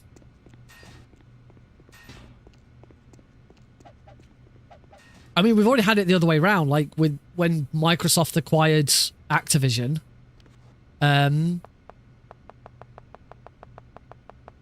Is that a thing? Microsoft acquired Activision. Yeah, Microsoft acquired Activision Blizzard. You know, and now Crash Bandicoot is owned by Microsoft, and it was always a PlayStation mascot. But yeah, now we're getting it the other way around. But I'd say this is because Phil Spencer has been for a very, very long time talking about the fact that he wants Xbox games to come to other consoles. Ow. Because the Xbox console is kind of in a really weird place. Right, come on, I haven't got this right a single time all evening.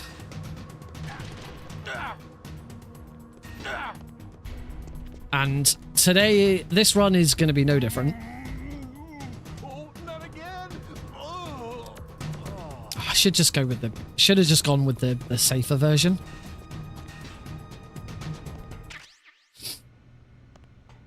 There is a safer version of this skip, which is instead of trying to roll into the box, you flip Johnny onto the floor and immediately run outside. Hey, Paul. Yeah, you flip Johnny onto the floor, run out the door, and then run back inside, grab the box, and do it that way. That still works. That still skips the triggers. The story flag gets pushed back. But it's just obviously it's a little bit slower.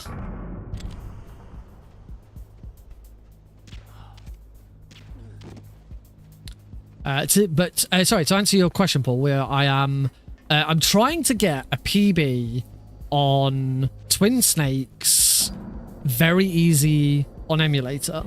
because I discovered last week when doing this run again for the first time in a while that I never actually did this run with the Prozac skip, which was discovered back in 2023. It's the skip that got me into SGDQ 2023. But the main reason that I never kind of came, I sort of, at first I was like amazed, like how have I not got a run with the Prozac skip in it? But the reason is because once I got into GDQ, my difficulty of choice was normal, and I was also doing console runs rather than emulator runs. So, so I just, with the combination of those two things, I never really went back to emulator normal. Yeah, I probably did some emulator very easy, some console very easy runs, and I definitely did some emulator normal runs. I would have mainly practiced on emulator and just gone over to console every so often when I needed to. But yeah, I never went back. Partly because once I finished Twin Snakes at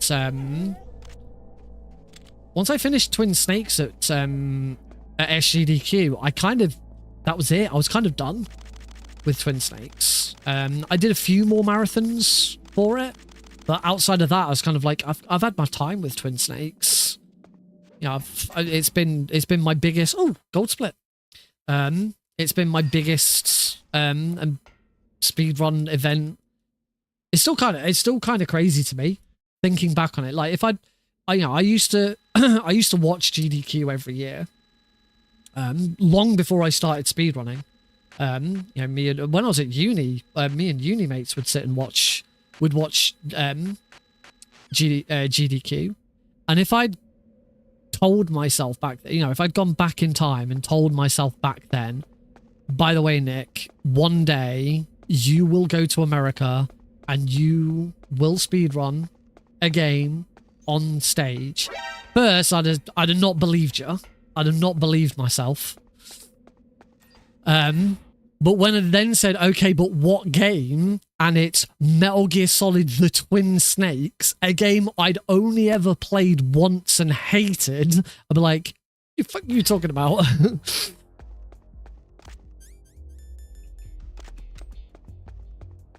And that's kind of the crazy thing about it. You know, of all the games for me to, show off at GDQ, I've done Twin Snakes for GDQ twice now. I've done a hotfix, and I've done main stage. Could have been Survive. I mean, if you told me all those years ago that I was going to learn and speedrun Survive and showcase Survive at a marathon, I have done Survive for a single marathon.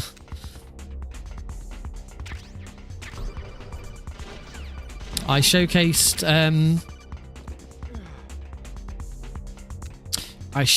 Survive at Horror Iblethon couple of years ago.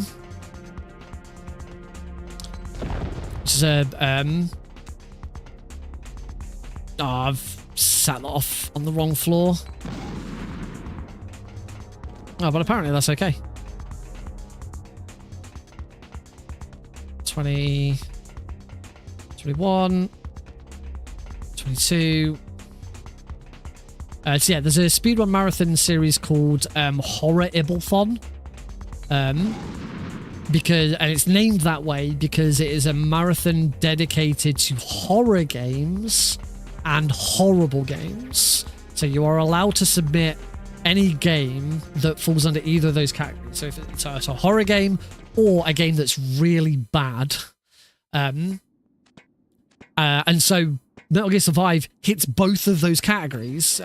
Technically, you could, you're basically fighting zombies. You can class Metal Gear Survive as a horror game. So yeah, my one and only marathon. I, to the best of my knowledge, the only time Metal Gear Survive has ever been shown off at marathon. I'm probably wrong. Someone probably has done. Someone else just as crazy. I wonder if Plywood ever did. There aren't many Survive runners. There's only like 4 or something like that. But it is a really interesting speedrun. That's the thing with speedrunning Survive. There are no other speedruns like it. It is a very unique speedrun.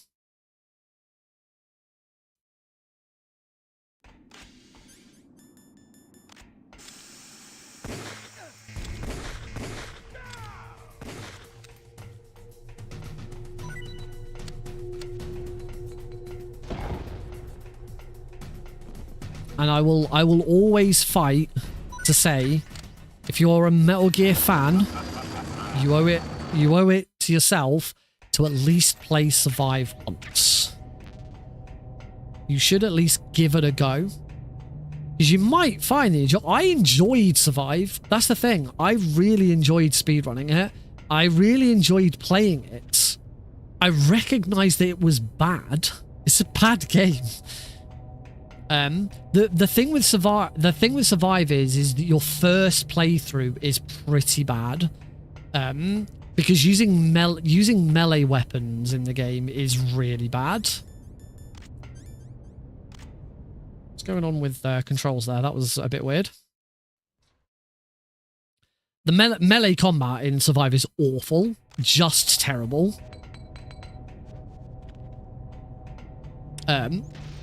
But ranged combat, using the bow is really fun. And then eventually when you actually get weapons, you get guns, the game becomes a lot easier and a lot more manageable. It's just that really early game bit of using melee weapons is just a massive slog. Get crafting and getting the crafting elements you need that you can actually progress is a bit of a slog. Once you get past all of that, it's a bit of fun. A bit of dumb fun. I love games that are just a bit of dumb fun.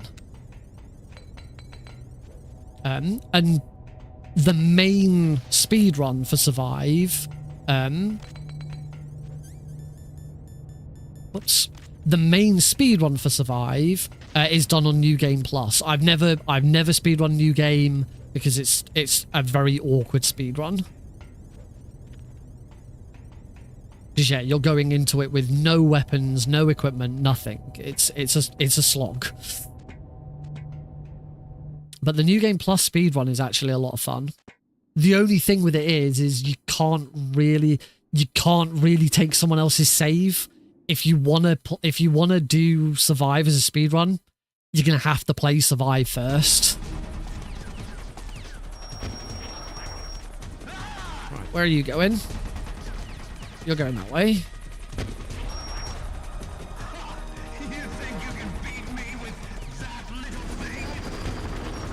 I'm going to concentrate on this fight because my hind D fights have not been very good lately.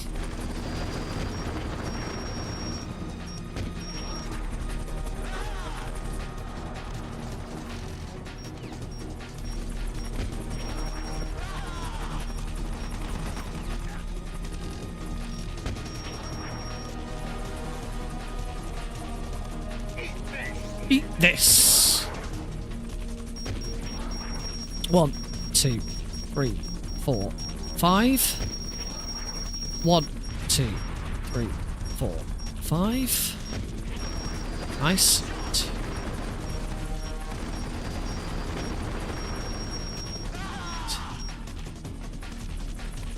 So we duck down. Comes back up. Come on, liquids. Come on, brother. Up you come, please. Do you mean you lost me? I'm up here. 1, 2, 3, 4, 5. Nope, he moved awkwardly. 1, 2, 4, 5. Yay, that landed. Come on. If I can get these next two, if I can get one more, like, the bonus hit. 1, 2, 3, 4, 5. No! Oh, at least that wasn't too... At least he didn't stay down for too long.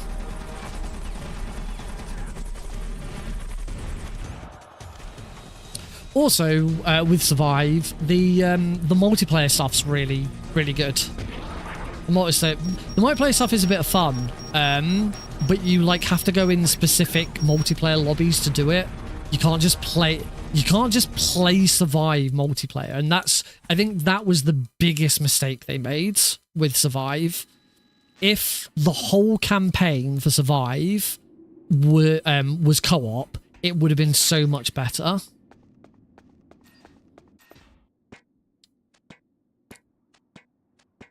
Borderlands is a great example of that. Have you ever played Borderlands on your own? Borderlands is a game where it is so much better playing it co-op. Like, I still haven't completed, but I put Borderlands 2 is one of my top 10 games of all time. I absolutely adore Borderlands 2. I have never completed Borderlands 3. And to this day, I think I've only ever got one character. I think I've only ever completed Borderlands 1 and 2 with a single character. I've played several characters on Borderlands 2. I've never completed them. Only my original Axton builds have I ever completed multiple times. But playing Borderlands on your own is just nowhere near as fun as playing it with friends. And I think Survive would have been much better if co-op had been available throughout the campaign instead of just in these sort of horde mode lobbies.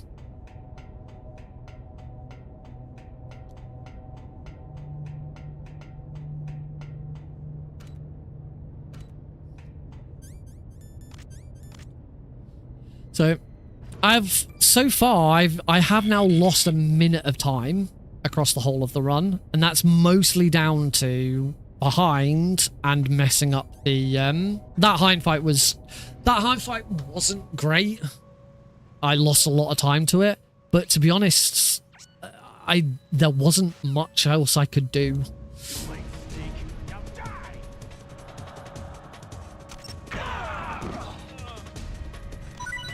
It's a toughie. It's the hind fight. Very, very RNG reliant.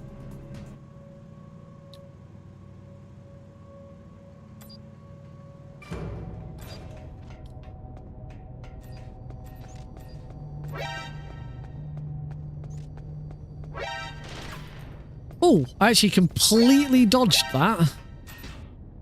I didn't take any damage at all from that. Right, come on, let's hope for a good wolf. My first wolf tonight was really good. Second wolf was really bad. So here's hoping that this third wolf will be a good one.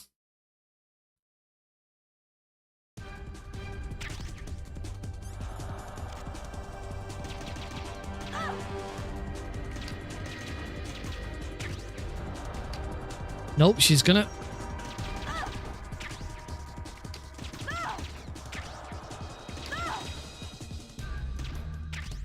Doing a lot of hiding behind trees. Come on, out you come, wolf, please. Oh, that was bad. Oh! Okay. Oh, not too bad. The RNG was not my side. Could have done that a little bit faster. But I am still ahead. 40 seconds ahead.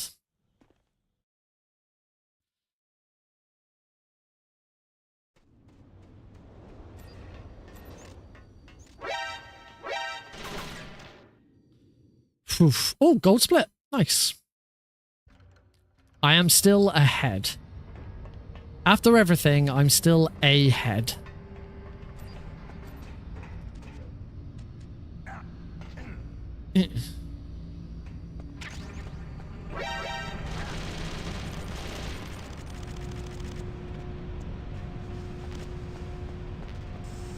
Even after everything, it's still me.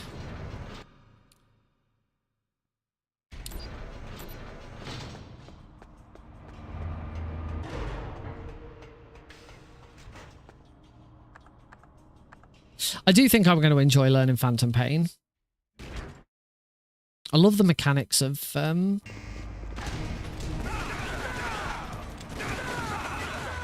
I love the mechanics of Ground Zeroes and Survive. I love that. The gameplay and the engine is just solid.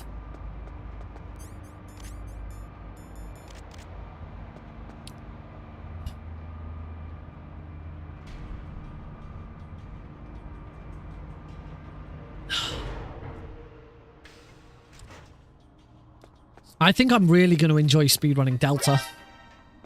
MGS3 is my favorite game in the series to speedrun. So being able to speedrun 3 with the mechanics of Ground Zeroes is going to be great. I love... It's a really fluid way of playing the game. So I do think I'm going to really enjoy it.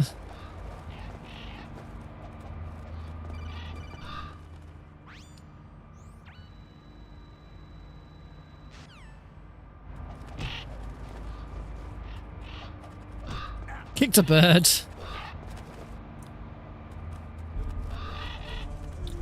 It's kind of disappointing that I've not seen anything on MGSI about anyone wanting to try and do anything for the release. Now that we have a release date. And it's taking a lot for me to hold back and not put myself out there to do it.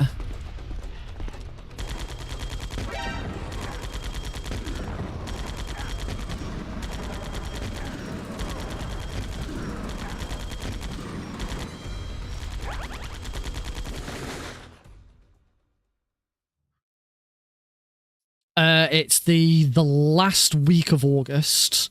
Technically it is the last Thursday of August, like the 28th of August, I think. But if you pre-order it, then you get the game 2 days early. So the release date is actually the Tuesday. So oh, gold split.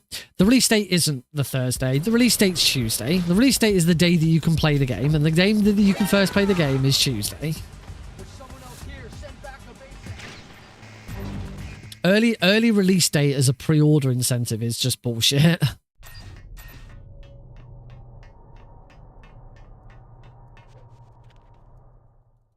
Particularly if you are specifically paying for that privilege. Then it is complete bullshit, because it's like, after 2 days, what you've spent is completely worthless.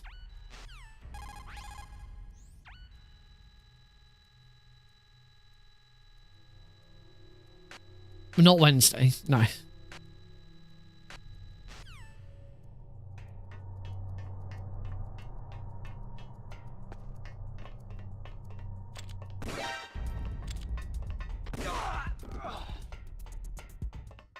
That was it. You shoot there to distract him.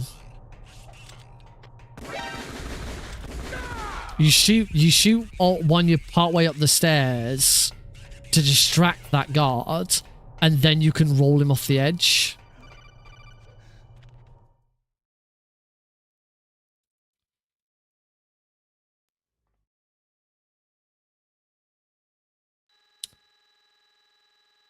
When I do pre-order it, I am probably going to get the digital deluxe edition to get like the extra camos and stuff, because I'm going to want that stuff at some point anyway. It's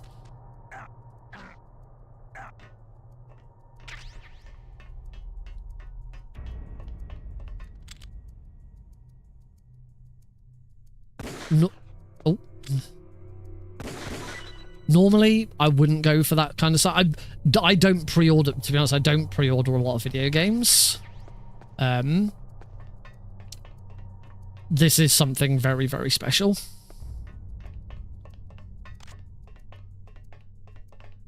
Yeah, because now I've got to walk over that guy every time, which is a bit of a time loss.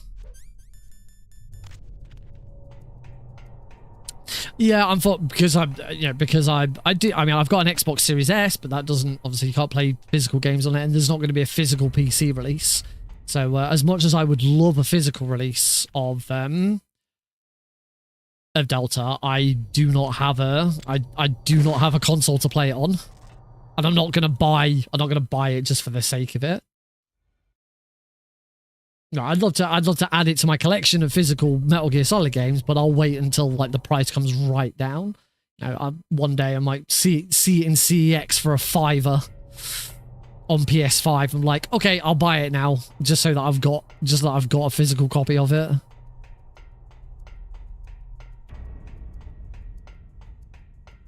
To add to my physical collection.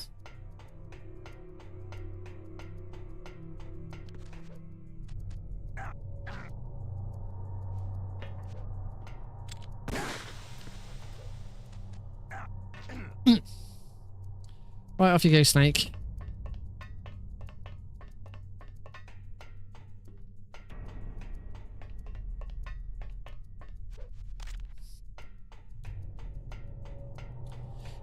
But yeah, I think that's kind of it for. I've been waiting to see if the price, because the price has been a bit weird in different places. I'm probably going to end up buying it from CD Keys, because CD Keys seems to have the best price on it in the UK. I've used CD Keys loads.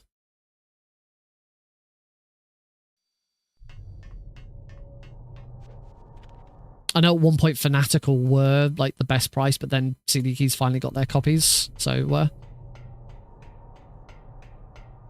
yeah, I'll be getting it. I'll probably be getting it from there. Can't remember if I've ever pre-ordered anything from CD Keys though.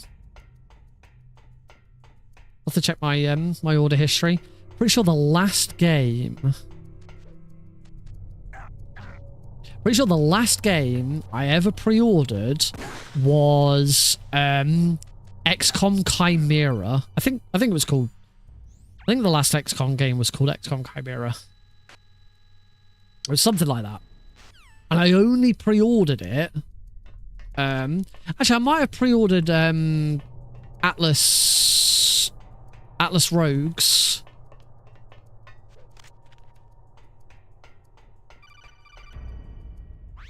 The only reason I pre-ordered XCOM Chimera was because it was pretty cheap to begin with. It was only a sort of small game, but it was also half price if you pre-ordered it. I was like, well, I'm definitely going to want to play it because XCOM 2, one of my favorite games of all time. Absolutely love XCOM 2. So I knew I was going to want to play it. I've never finished XCOM Chimera. So yeah, I pre-ordered it because it was let's say half price if you pre-ordered it.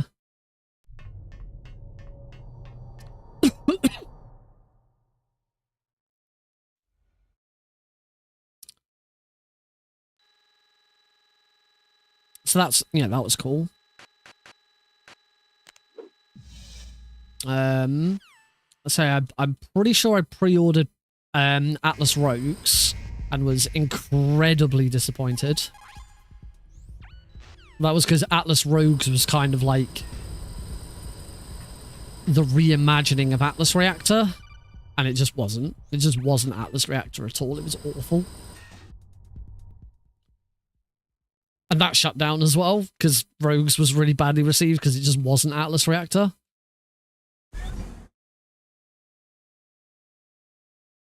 Right, next time. 1,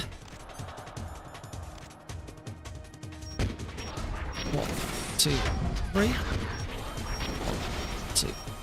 I was about to say, he should not be shooting that laser.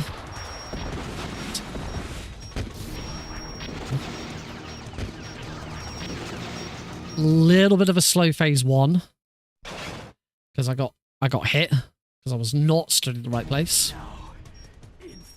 And I think before that, the last game I pre-ordered before that, and then I kind of swore off pre-ordering in general, except for, you know, very special occasions, was Batman Arkham Knight. Because the PC version of Batman Arkham Knight was buggy and terrible. I got a full refund for it. I played through it, completed it, 100%ed it, and then refunded it because refunds were still being offered because of how buggy it was. There you are.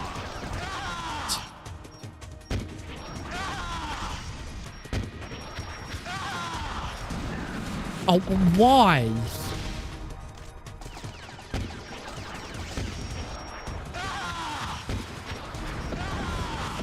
I don't understand why I got hit there. I didn't move. Yeah, pre-orders in general are a bad idea. The first game I ever pre-ordered was Metal Gear Solid 3 Subsistence. And I pre-ordered that because my copy of Snake Eater was scratched and I couldn't play it. So I knew I was going to want Subsistence. That was weird. I'm going to give myself more opportunities to do, to try and do a lottery roll here. Oh, I'm making a right meal of it.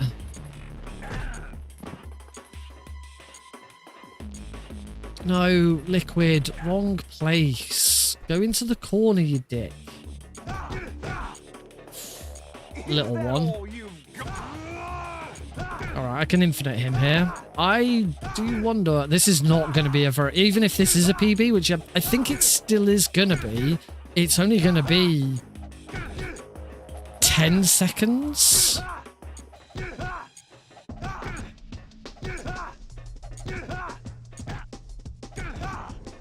This Liquid fight has been awful.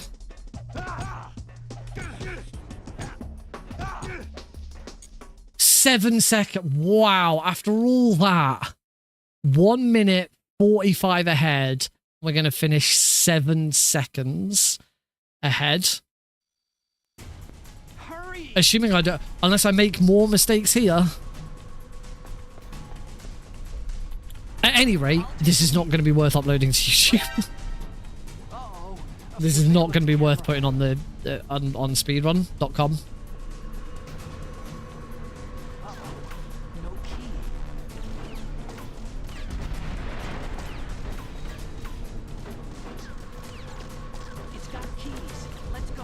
Oh dear.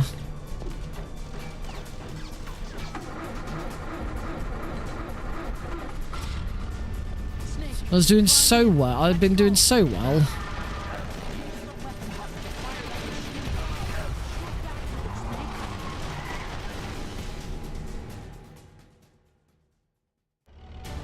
Nine seconds ahead now. To come out of Sniper Wolf 1, still over a minute and a half ahead.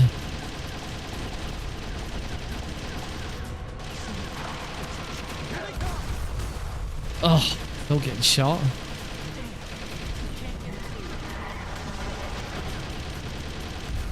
Yeah, got it.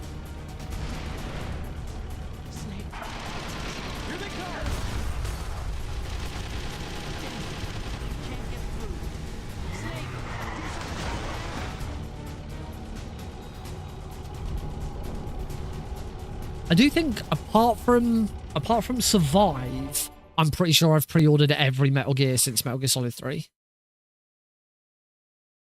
Oh, and not including like the portable games. I definitely didn't pre-order Portable Ops and that. I pre-ordered the... actually, I pre-ordered the Master Collection. That would have been the last game I pre-ordered. Because there was a pre-order bonus for if you pre-ordered the Master Collection, you got the bonus content for free. If you didn't pre-order it, then you had to buy the bonus content separately. So that's the NES that's the NES version of Metal Gear. 11 seconds ahead. So yeah, that's the NES version of Metal Gear. Assuming I bloody skipped this cutscene, this codec correctly. The NES version of Metal Gear, the Snake's Revenge, and the PSP or remake, the remastered versions of the digital comics. 10.95 seconds ahead. So it is 50. It's under the 53 barrier. But yeah, when I'm a 1 minute 45 ahead, and that concludes at 10 seconds ahead, it's not one that I'm really interested in uploading. I'm a fan of game preservation. As I'm up to 6th. Yeah, does that put me one more place on the leaderboard? It's not worth it.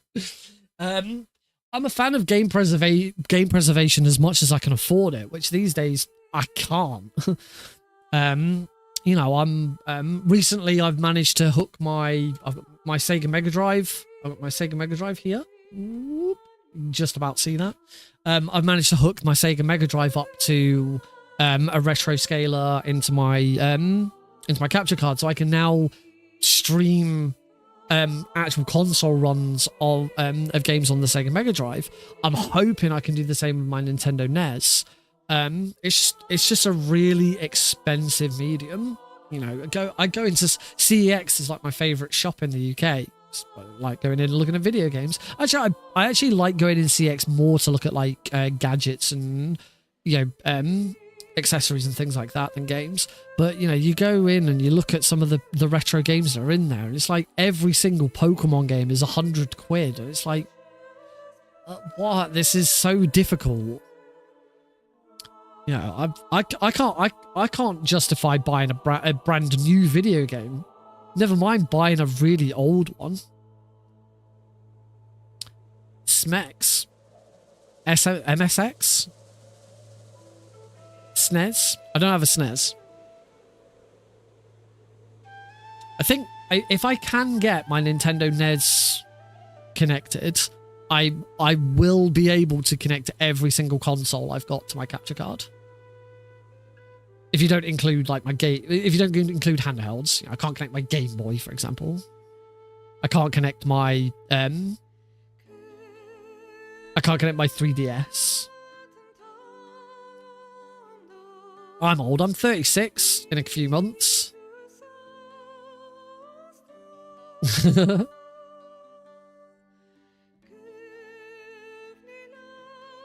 June, July, August, September. 4 months. I turned 36 in 4 months. And I will be much closer to 40. Jesus, I'm closing in on 40. I don't feel... I'll be honest, I don't feel it. I feel it with how tired I am a lot of the time. Just because I don't sleep well, I have to use a mask and stuff like that. But certainly like my maturity, you know, I'm a dad now, but I don't feel mature enough to be a dad. Currently tanker snake age. That's good. That's good to know. Thank you, Sanjay. As I say, they say you're only as old as you feel. I don't feel like I'm 35. I still feel like I feel like I'm in my late 20s. I feel like I'm 10 years younger than I am. It's certainly mentally and sort of behavior-wise, you know, the fact I stream and all of that. When it comes to physically, you know, exercise and stuff like that, I don't feel quite so young. Yeah, I kind of hope that as Alex grows up and sort of comes to understand me more as a person rather than just daddy. You know, I hope he does sort of see me as a you know, cool dad.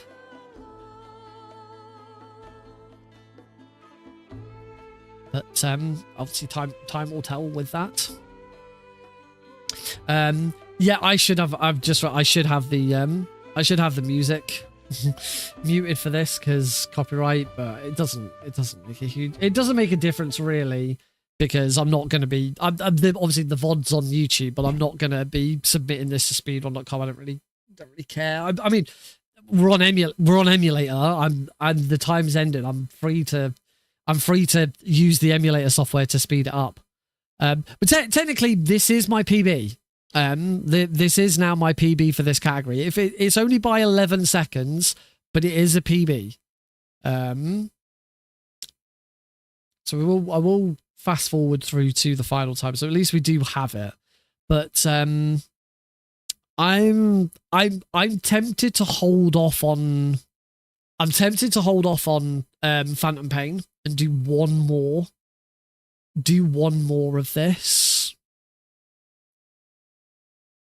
The only thing is that the longer I hold off on Phantom Pain, the more I'm gonna feel like I should hold off and wait to learn Phantom Pain until after I get back from Italy. Because when I go to Italy, I'm not going to be streaming for a week. But I don't know. I have been sort of floundering a little bit with Metal Gear recently. Like I'm not been too sure what I want to do. Everything keeps coming back to 3, and then I get really bored of 3. I don't have any Metal Gear marathon runs lined up. I don't think. Pretty sure I've submitted to 3 speedrun marathons for May, June, and I'm pretty sure for all 3 of them, I have not. Well, technically, Speedrumizer, I submitted this Twin Snakes any percent very easy and Snake Eater any percent very easy. But for both of those runs, I'm teaching them.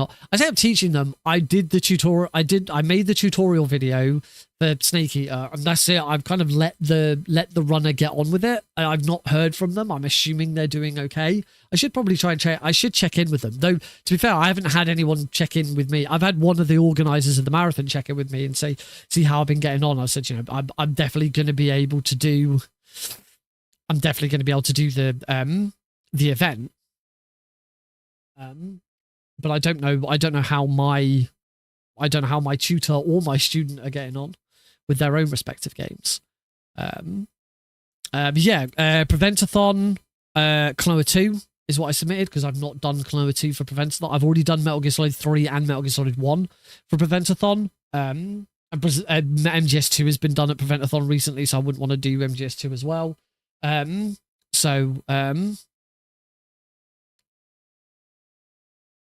The best Metal Gear player of all time.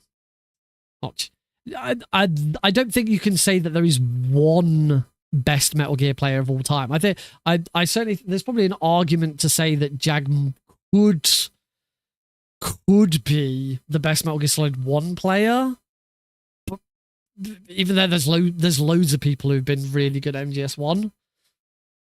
There are definitely some games where some individual games where you could claim there is a best player of all time. But also, that's also subjective. Is it maybe the best speedrunner, but either the best player? That's another question. The only game that I can with no feeling of error say that someone is the best at is I'm the best Unmetal player of all time, and that's not even close. He told me to point out anyone else who's consistently speedrunning every Metal Gear game as good as him. Yeah, that's the thing, that a lot of Metal Gear runners do stick. Let's if we're just sort of chatting, let's swiftly swappy on to the big one. Yeah, most Metal Gear runners do stick to only 1 or 2 games. See, I like to jump between loads of different games, but I'm not particularly fantastic at any one of them. I'm good at all of them. I'm good at all of there's some that I'm bad at. Ghost Babel. But there's some that I'm really good at. I've held world records in most games that most Metal Gears that I've done at some point. MGS1 I've held I've held a few world records in MGS1. I've held 1 world record in MGS2, which was blindfolded tanker. I held for 24 hours I held a world record in tanker on console for the HD edition. MGS3 I've held all keratins and all camouflage world records. MGS4 I haven't ran. PSP games I haven't ran. Ground Zero, I don't think I've ever held a world record in Ground Zeroes. Twin Snakes, I once held the very easy all dog tags world record. I've never held a world record. Well, everyone holds the world record in stage 1 of Ghost Babel, but I've just never been good at Ghost Babel. D-Limes would have been at one point, but not anymore. Same with 2. Trying to think if there's any other games in the series that I've held. I've never held a world record in. To be honest, I have no idea because I don't keep up with Metal Gear with the leaderboards of Metal Gear games. I just play them. And I certainly don't have any idea what's going on for anyone outside of MGSR. If anyone's not in MGSR, then I probably don't know anything about them. And Limes is not in MGSR. I don't think I've ever held a record in Ground Zeroes. I've never held a record in Survive. I think that's it. Oh, I've never held records in Metal Gear and Metal Gear 2. I've won a Metal Gear tournament. I won the 35th anniversary tournament for Metal Gear 1 for MGSR, but I've never held a world record in Metal Gear or Metal Gear 2. Not actually that good at Metal Gear 2.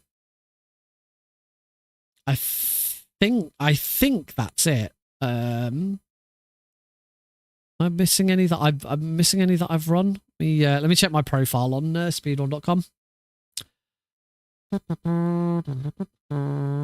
Obviously, I do consider myself the world's best unmetal player.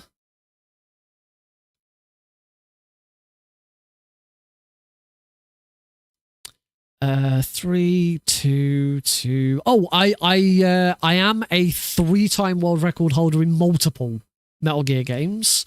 I am the All Frog Tags trilogy and Shadow Moses trilogy world record holders. But that's because I'm the only person that's ever done them. But I am the Metal Gear Solid trilogy world record holder, which is a contested run.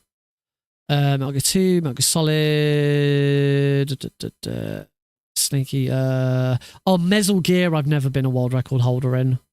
Twin Snakes, I said I have. Survivor, I haven't. I think I've mentioned them all.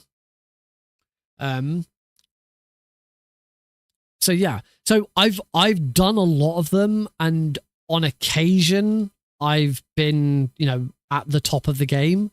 But because that was back when I was really dedicated to those games. Like the times when I was a world record holder in Metal Gear Solid 1, that's because I was absolutely dedicated to MGS1. When I first started speedrunning, I only speedrun Metal Gear Solid 1. I didn't speedrun any. I would occasionally do Klonoa, and occasionally I did Crash Bandicoot, but that was it. I was like absolutely dedicated to MGS1, and I just never got back to that with any other game. I've had games where I've spent a lot of time with them, but most of the time that was because there was some sort of competition in MGSR that I'd signed up for. So without that competition, I don't feel the need to keep going. Very easy. Oh, am I still... Really? Am I still the world record holder for very easy console? Oh shit, yeah, I am. I think that's because there's some sort of skip that I did that wasn't... in fact, I'd say in the description, the only reason I've obtained this is because the previous record and second place were recorded before the boba skip was discovered. Until now, no one's gone back to get this record. This will be easily beaten. My liquid fight continues to be horrendously bad, and there are a few other areas that could be tidied up. So yes, I am still the world record holder for any percent very easy on console, but it's just kind of, yeah, oh god, yeah, we still take them. Yeah, so I still had to do it, and everything else still had to be good. But yes, I do still hold a world record for Metal Gear Solid 1 at the moment, which is pretty cool. I think that that video is probably one of my better videos on YouTube as a result.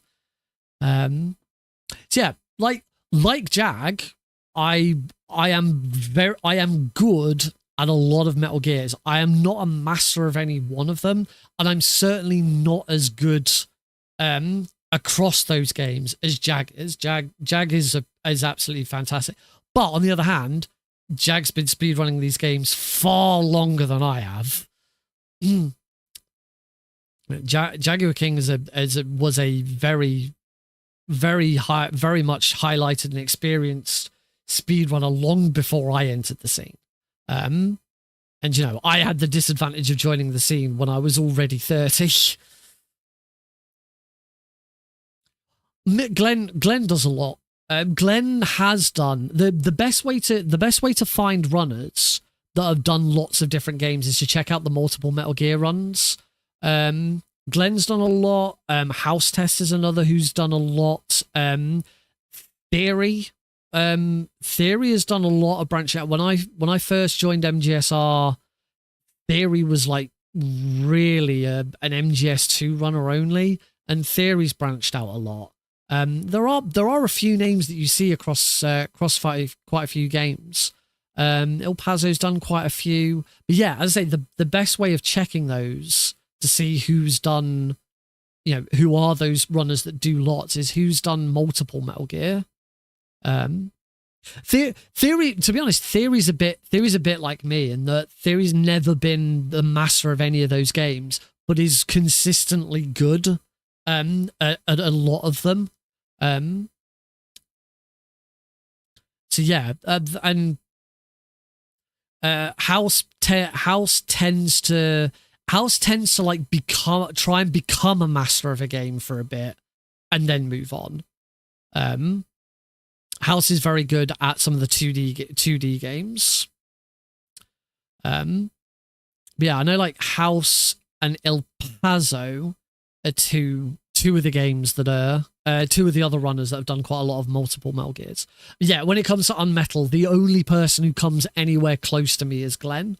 Glenn has got a single IL that I just cannot beat. I cannot beat his chapter 1 perfect or unperfect record. For across full game runs, yeah, Glenn's still massively behind me. But yeah, there's one IL that I just can't beat Glenn on.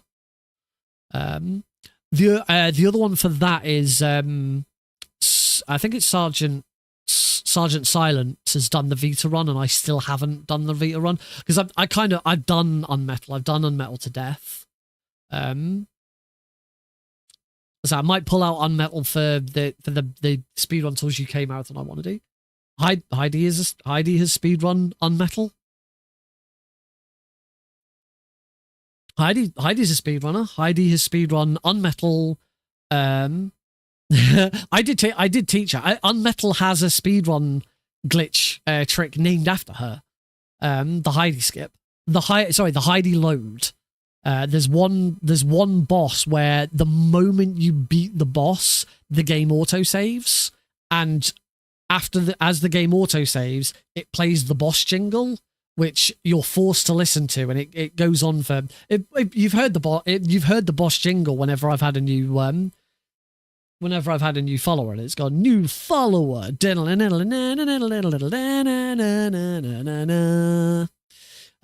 You have to stand and listen to that. But because there's an autosave that plays the moment that but one boss is defeated, you can load that autosave instantly and skip the jingle. And I discovered it whilst teaching Heidi to play the game. She beat the boss, and I noticed the save, and I said, "Wait, can you quickly pause it and load?" And she did it, and it skipped the jingle. I was like, "Oh my god, we've just discovered something. We're going to call this the Heidi load." Yeah, but Heidi's speedrun that. She speedrun Lion King for the Sega Mega Drive, which I'm planning on learning at some point. And she's also speedrun Return to Monkey Island. I think that's everything Heidi speedrun. I don't think she's ever speedrun anything else.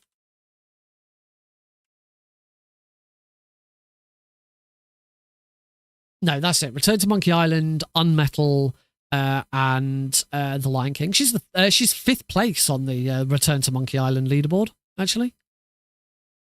For casual mode. Casual modes. Monkey Island casual modes. She's 5th out of 14. She is the highest rated Brit on the board for casual mode as well. In fact, actually, until 4 months ago, she was 4th. Someone beat her 4 months ago. So yeah, before Alex came along and she had time, she got quite into some of them. Yeah, anyway, that is going to be it. Well, it's midnight already. Bloody hell. That's it for tonight. No, Heidi's never been a world record holder. I think she'd love to be, but she's not. But yeah, that's going to be it for tonight. Thank you all very much for joining in. There's not going to be. I keep saying if I get time to do a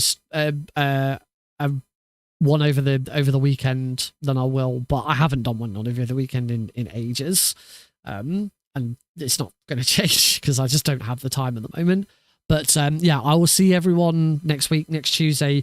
Once again, on that Tuesday, we will do a run of we'll do one run of Jade Cocoon, and then we'll do something else.